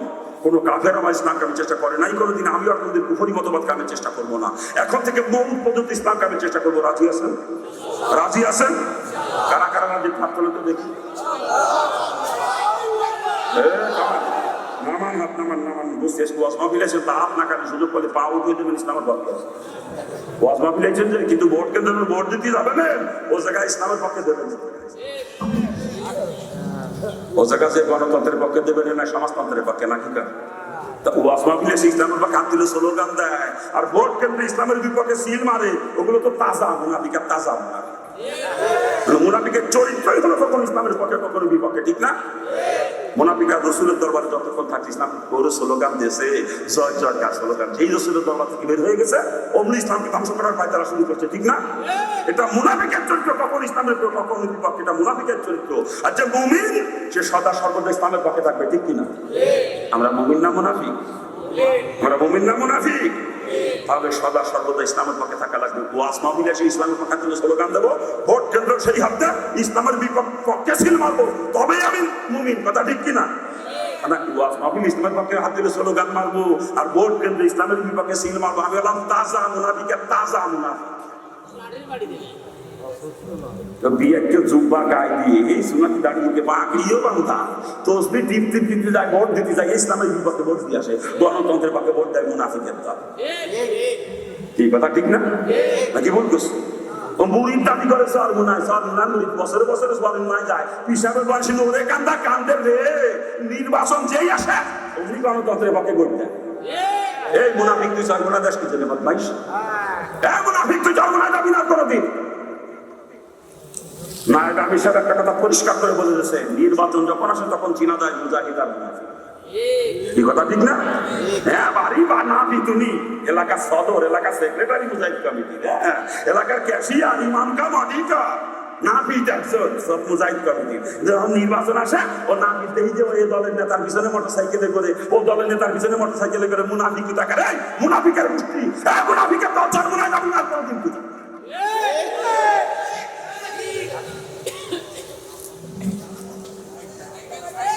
খারাপ লাগতেছে আপনাদের নাকি?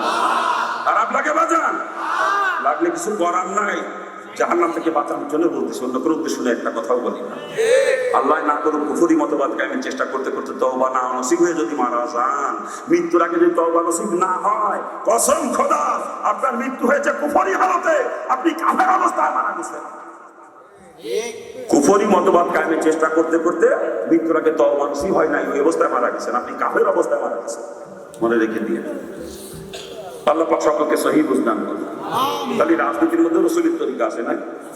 রাজনীতির মধ্যে রসুলের তরিকা আছে তো? মুসলমান ওই ব্যক্তি মানানো পারে তার জিন্দগি চলে রসুলের তরিকায়, মুসলমানের রাজনীতি রসুলের তরিকায় হওয়া লাগবে, ঠিক কিনা? ধরে বলেন, এই জন্য বলেন ঠিক কিনা? অনেকের কাছে সর্বনাশ হিসাবে তো গণতন্ত্র করে, নির্বাচন করে, মনে করে নির্বাচন মানে গণতন্ত্র, তাই মনে করে। গণতন্ত্র কেন করে, নির্বাচন কেন করে, এই বোঝে না, বিয়ার কেন এই বোঝে না। নির্বাচন মানে গণতন্ত্র না, গণতন্ত্র একটা আলাদা মতবাদের নাম, সমাজতন্ত্র একটা মতবাদের নাম, জাতীয়তাবাদ একটা মতবাদের নাম, ধর্মনিরপেক্ষতা একটা মতবাদের নাম, ইসলাম একটা মতবাদের নাম। আর নির্বাচন হলো আমি কোন মতবাদের পক্ষে, এটা প্রমাণ করার মাধ্যম হলো নির্বাচন। নির্বাচন যখন আসবে, গণতন্ত্র ম্যান্ডেট দিয়েছে, সমাজতন্ত্র ম্যান্ডেট দিয়েছে, জাতীয়তাবাদ ম্যান্ডেট দিয়েছে, ইসলামও একটা ম্যান্ডেট দিয়েছে। এখন আপনি কোন ম্যান্ডেটের সমর্থন দিবেন এটা আপনার চিন্তা চেতনা, আপনি যেই পক্ষের মানুষ সেই পক্ষে ভোট দিবেন। কথা ঠিক না?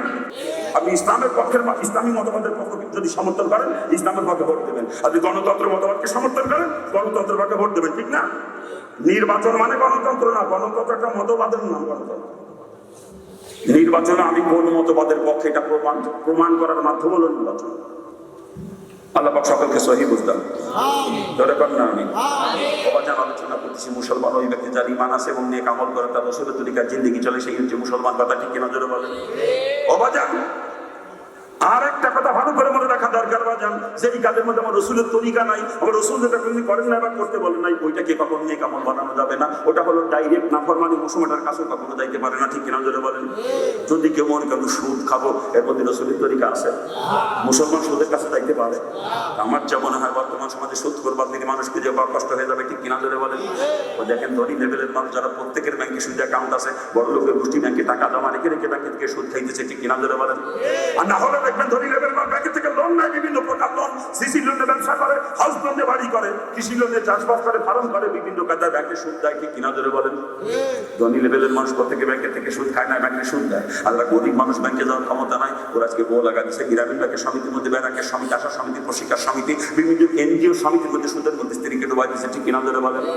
আবার কিছু কিছু বিয়ে কেলমাকা মুসলমান আছে, আপনার এলাকায় না থাকতে পারে, আমার এলাকায় আছে, শতকরা হারে টাকা লাগায়, শতকরা 10 টাকা, হাজারে 100 টাকা। এদেশেও আছে, এদেশেও আছে। আমাদেরা ভালো করে বুঝতে হবে, ব্যাংকের সুদের সুদের এনজিও সুদের সুদের শতকরা হারে টাকা লাগাচ্ছেন, ওটাও কিন্তু সুদ। আর এই সুদের গুণা কতটুকু ভালো করে বোঝেন। রসুল হাদিসের মধ্যে বয়ান করেছেন, সূর্যের দেয়, সূর্যের ন্যায়, সূর্যের যে হিসাব লাগে, এবং সুদের ব্যাপারে যদি কেউ সাক্ষী থাকে 4 জনের গুণা হলো সমান। রসুল বলেন সূর্যের সাক্ষী 4 জন সমান অপরাধী, এদের গুণা কতটুকু। অন্য হাদিসের মধ্যে রসুল আমার বয়ান করেছেন সুদের গুণার স্তরের 70টা। কয়টা?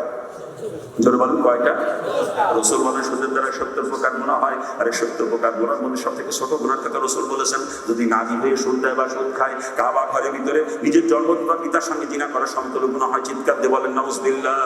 আর যদি পুরুষ হয়ে সুদ দেয় বা সুদ খায়, ওই কাবা ঘরের ভিতরে নিজের গর্ভধারিণী মার সাথে জিনা করার সমতুল্য গুনাহ হয়। চিৎকার দিয়ে বলেন নাউজুবিল্লাহ।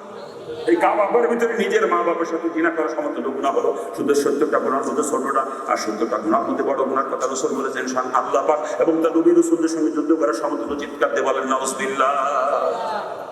অন্য হাদিসের মধ্যে রসুল বয়ান করেছেন 1 দিরহাম, আরবের 1 দিরহাম সমান সমান ওই জামানায় আমাদের দেশে ছিল মাত্র 4.31 পয়সা পরিমাণে। রসুল বলেন এই 1 দিরহাম পরিমাণের সুদ যদি কেউ দেয় বা খায়, কমপক্ষে 36 বার। কয়বার? মুখস্থ করেন কয়বার? রসুল বলেন 1 দিরহাম সুদের পরিবর্তে কমপক্ষে 36 বার নিজের মা বাবার সাথে জিনা করার সমতুল্য গুনাহ হয়। চিৎকার দিয়ে বলেন নাউজুবিল্লাহ। আচ্ছা আপনারাই বলেন, কোন মুসলমান নারী মা বাবার সঙ্গে জিনা করতে পারে? কোন ইহুদি না যারা পারে? কিন্তু আমরা আজকে মুসলমানের কুচিতাই করতেছি, বউরে দিয়ে সমিতি করাই, সুদি টাকা কামাইয়ে ওই স্ত্রীকে তার বাপের সঙ্গে জিনা করাইতেছি, আর আমি বদমাইশে সুদি টাকা খাইয়ে আমার মার সাথে জিনা করতেছি। মুসলমানের পাল দিকেন ধরে করছি, পাল দিকেন ধরে যদি কোন প্রকার সুদের সঙ্গে কারো সম্পর্ক থাকে তওবা করেন, যদি জাহান্নাম থেকে বাঁচতে মন চায় না সুদের সঙ্গে জড়িত থাকার তো দিকে মারা যান। কসম খোদা, কসম খোদা, কসম খোদা, কিয়ামতের ময়দানে জান্নাতে গিরান আপনাকে বসাবে না, জান্নাতে গিরান হবে না কিয়ামতের দিন। মনে রেখে দিয়ে পাল ধরে করছি তওবা করেন সুদের থেকে, যদি জান্নাতে যাইতে মন চায়, জাহান্নাম থেকে বাঁচতে মন চায়। কি আলোচনা করবো বলেন? বর্তমান আমার এলাকায় ঘরে ঘরে সমিতি, মহিলার 1-1 চাকরি 5টাও করে সমিতি। আপনার এলাকার মহিলারা ভালো আছে, কোনো সমিতি করে না? এটা সব করে, এটা সব করে, এটা তো ভালো করেই পাওয়া লাগে তো নাকি? মহিলারা কি শুনতেছে? বল কোন জায়গা বসে? আরে না না, ও জায়গা বসে না, মেলা নদীতে চুরি ভিটে কিনতেছে, দেখে আসলাম আকাশ। আপনাকে যুবতী যুবতী মায়েরা, যুবতী যুবতী বোরা মেলার মধ্যে চুরি ভিটে কিনতেছে, দেখে আসি আকাশ সময় দেখে আসি। এই ঈসা আলাইহিস সালামের নাম করে মেলা মিলিয়ে যুবতী নিয়ে গেলে ছাড়িয়ে দিয়েছেন, বেহেশতে যাওয়ার চিন্তা ভাবনা করেন নাকি? আপনি বেহেশতে গেলে রসুল মিথ্যাবাদী হলে রসুলের হাদিস মিথ্যা হয়ে যাবে। রসুলের পরিষ্কার হাদিস, আর দায়ুসু লা ইয়াদখুলুল জান্নাহ, দায়ুস কখনো জান্নাতে যাবে না, লা ইয়াদখুল কখনো প্রবেশ করবে না। আর দায়ুস যদি জান্নাতে যায়, রসুল মিথ্যাবাদী হয়ে যায়, রসুলের হাদিস মিথ্যা হয়ে যায়। আর আমার রসুলের কোন হাদিস কখনো মিথ্যা হবে না, আমার রসুল কখনো মিথ্যাবাদী হবে না, অর্থাৎ দায়ুস কখনো জান্নাতে যাবে না। যারা আজকে যুবতী যুবতী মেয়ে গেলে বউ গেলে ছাড়িয়ে দিয়েছে মেলায়, সব দায়ুস, এ সব জাহান্নামী, এরা জান্নাতে গেলে কুরআন হাদিস মিথ্যা হয়ে যায়।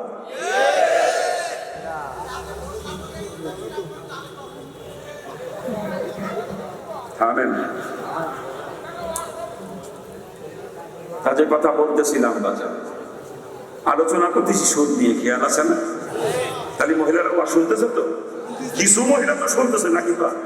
আর কিছু আছে দেখেন আইসে খালা বাড়ি, খালা তোমার সাথে প্রেম নিবেদন করতেছে। ও আজকে খালা বাড়ি আইসে, মামা বাড়ি আইসে, মামা তোমার সাথে প্রেম করে বেড়াচ্ছে, বাগানে জঙ্গলে দেখেন কি একজন আরেকজনের সাথে।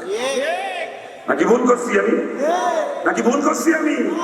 ঈসা আলাইহিস সালামের নাম করিয়ে দুনিয়ার আত্মীয় স্বজন আমদানি করে বেপরদা ছাইলা কবিরা গুনাহ অসংখ্য সাইকেল প্রত্যেক বাড়ি বাড়ি আছে। জান্নাতে যাবে না তো সস্তা জান্নাত নাকি? জান্নাত তো সস্তা।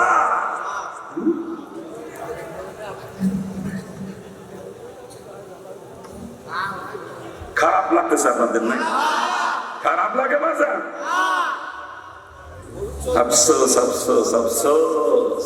তাদের কথা বলতেছিলাম, মা মহিলারা যারা শুনতেছে, মাগো ও মা, আমি তোমাদের শত্রু না, তোমাদের দুষ্বন্ধু, মাগো তোমাদের জাহান্নাম থেকে বাঁচানোর জন্য বলতেছি, মাগো তুমি মুসলমানের মেয়ে, তুমি তো সমিতি করতে পারো না, সুদের টাকা নিয়ে তোমার বাবার সঙ্গে জিনা করতে পারো না, মাগো তোমার বাপ তো নিশ্চয়ই তুমি সমিতি করে সুদের টাকা নিয়ে তোমার বাবার সঙ্গে জিনা করে না, মাগো তোমার স্বামী যদি তোমাকে লোন আনতে বলে, কিস্তি আনতে বলে, সমিতি করতে বলে, তুমি স্বামীকে পরিষ্কার ভাবে বলে দিবা, আমাকে বিয়ে করে আনছো, আমার ভরণ পোষণ দেওয়ার দায়িত্ব তোমার, কিভাবে দিবা তুমি জানো, আমি সুদের টাকা নিয়ে আমার বাবার সঙ্গে জিনা করতে পারবো না। মাগো পরিষ্কার করে দিবা স্বামীকে, আপনার দোষ কিন্তু মহিলাদের না, দোষে বিয়া গেলে গোষ্ঠীর কথা, ঠিক না? ওরে কই আমার স্ত্রী তো জীবনও সমিতি করতে গেল না, আপনার স্ত্রী যায় কে? আপনি পাঠান তাই যায়? আমার স্ত্রীকে আমি সমিতি করতে না করার ক্ষমতা আছে? দোষ মহিলাদের না, দোষে বিয়া কেলে গোষ্ঠী, বিয়ে কেলে বিয়ে করে বৌদের সমিতি করা। এই বৌদের সমিতি যদি করাবি, তোরা বিয়ে করতে গেছে বলছো ওরা, তোদের তো বিয়ে করা হারাম রে বাপ মাইসে। বিয়ে ওই ব্যক্তি করবে যার আর্থিক সঙ্গতি আছে, স্ত্রীকে পর্দার ভিতরে রেখে বরণ পোষণ যার মতো আর্থিক সঙ্গতি যার আছে, মাথায় যদি গুলায় একটা না একসাথে সাইড দিয়ে বিয়ে করতে পারবে সে। কি মাওলানা মাসালা ঠিক আছে তো? হ্যাঁ, আর্থিক সঙ্গতি থাকা লাগবে, স্ত্রীকে পর্দার ভিতরে রেখে ভরণ পোষণ যার মতো আর্থিক সঙ্গতি থাকলে মাজাই করে সাইড দিয়ে বিয়ে করতে পারবে সে একসাথে। আর যার আর্থিক সঙ্গতি নাই, স্ত্রীকে পর্দার ভিতরে রেখে ভরণ পোষণ দিতে পারবে না, শরীয়ত তাকে বলছে তুই রোজা রেখে রেখে মাজার সুদ কমায় রাখবি যাতে তোর বিয়ে করা না হবে। কি মাওলানা? হ্যাঁ, শরীয়ত এই সিদ্ধান্ত নিয়েছে প্রয়োজন মতো তুই সারা জীবন রোজা রাখবি, তবু বিয়ে করবি না, ওর জন্য বিয়ে করা হারাম। আর বদমাইশ বিয়ে করে বই এলা দিয়ে কিছু বলবে আর আকাশে তোর জুতোতে ভিতরে তো দুঃখ সারে না রে, তোর বউ সমিতি করে আর তুই মুসলমান পরিচয় দাও। হ্যাঁ,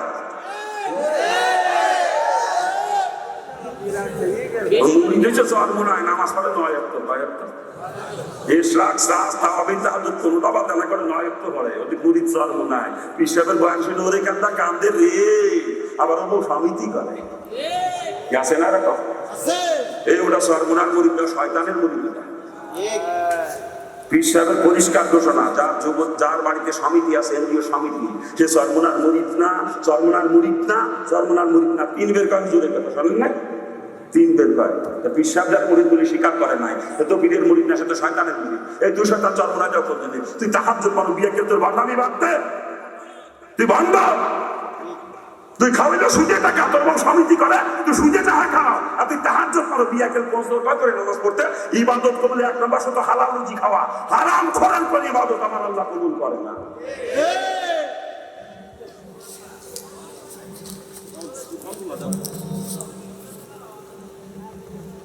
রাসূল হাদিসের মধ্যে পরিষ্কার করে জানিয়েছেন, 1 লোকমা হারাম মাল যদি কেউ খায় 40 দিন পর্যন্ত তার কোনো ইবাদত আল্লাহ দরবারে কবুল হবে না।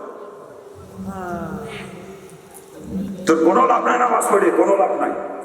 নামাজ পড়ে কপাল কাটাবে না, কসম খোদা একটা সেজদাও কখনো আমার মাবুদের দরবারে কবুল হবে না, কারণ তোর রুজি হলো হারাম। তোর বউ করে সমিতি তুই দিয়ে খাও, তুই হারাম খোর।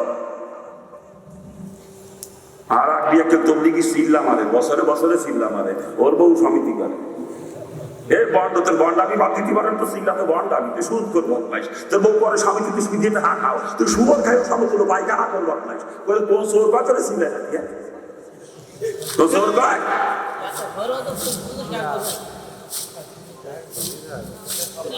খারাপ লাগতেছে নাকি? কি আলোচনা করবো? বর্তমানে দেশের অধিকাংশ আলেমরা পর্যন্ত সুদের মধ্যে জড়িত, অধিকাংশ আলেম সুদের মধ্যে জড়িত। ইল্লা মাশাআল্লাহ কিছু আছে, না থাকলে বা দুনিয়া চলতো না। তো সংখ্যা খুব সীমিত, তো অধিকাংশ আলেম বর্তমানে সুদের সঙ্গে জড়িত, অধিকাংশ আলেম খোঁজ না। এক মৌলানা সাহেবের ব্যাংক অ্যাকাউন্ট কয়টা খোঁজ নিয়ে দেখেন, নিজের নামে একটা, স্ত্রীর নামে একটা, মায়ের নামে একটা, গোলাম নামে একটা, অ্যাকাউন্টে শেষ নাই আলেমদের বর্তমানে। আর অ্যাকাউন্ট খোলার সময় খোঁজে কোন অ্যাকাউন্টে লাভ বেশি মানে সেইটাই করে। কি কথা ঠিক না? তো ভাইজান চলে যাচ্ছে নাকি রাখবে? ও ভাইজান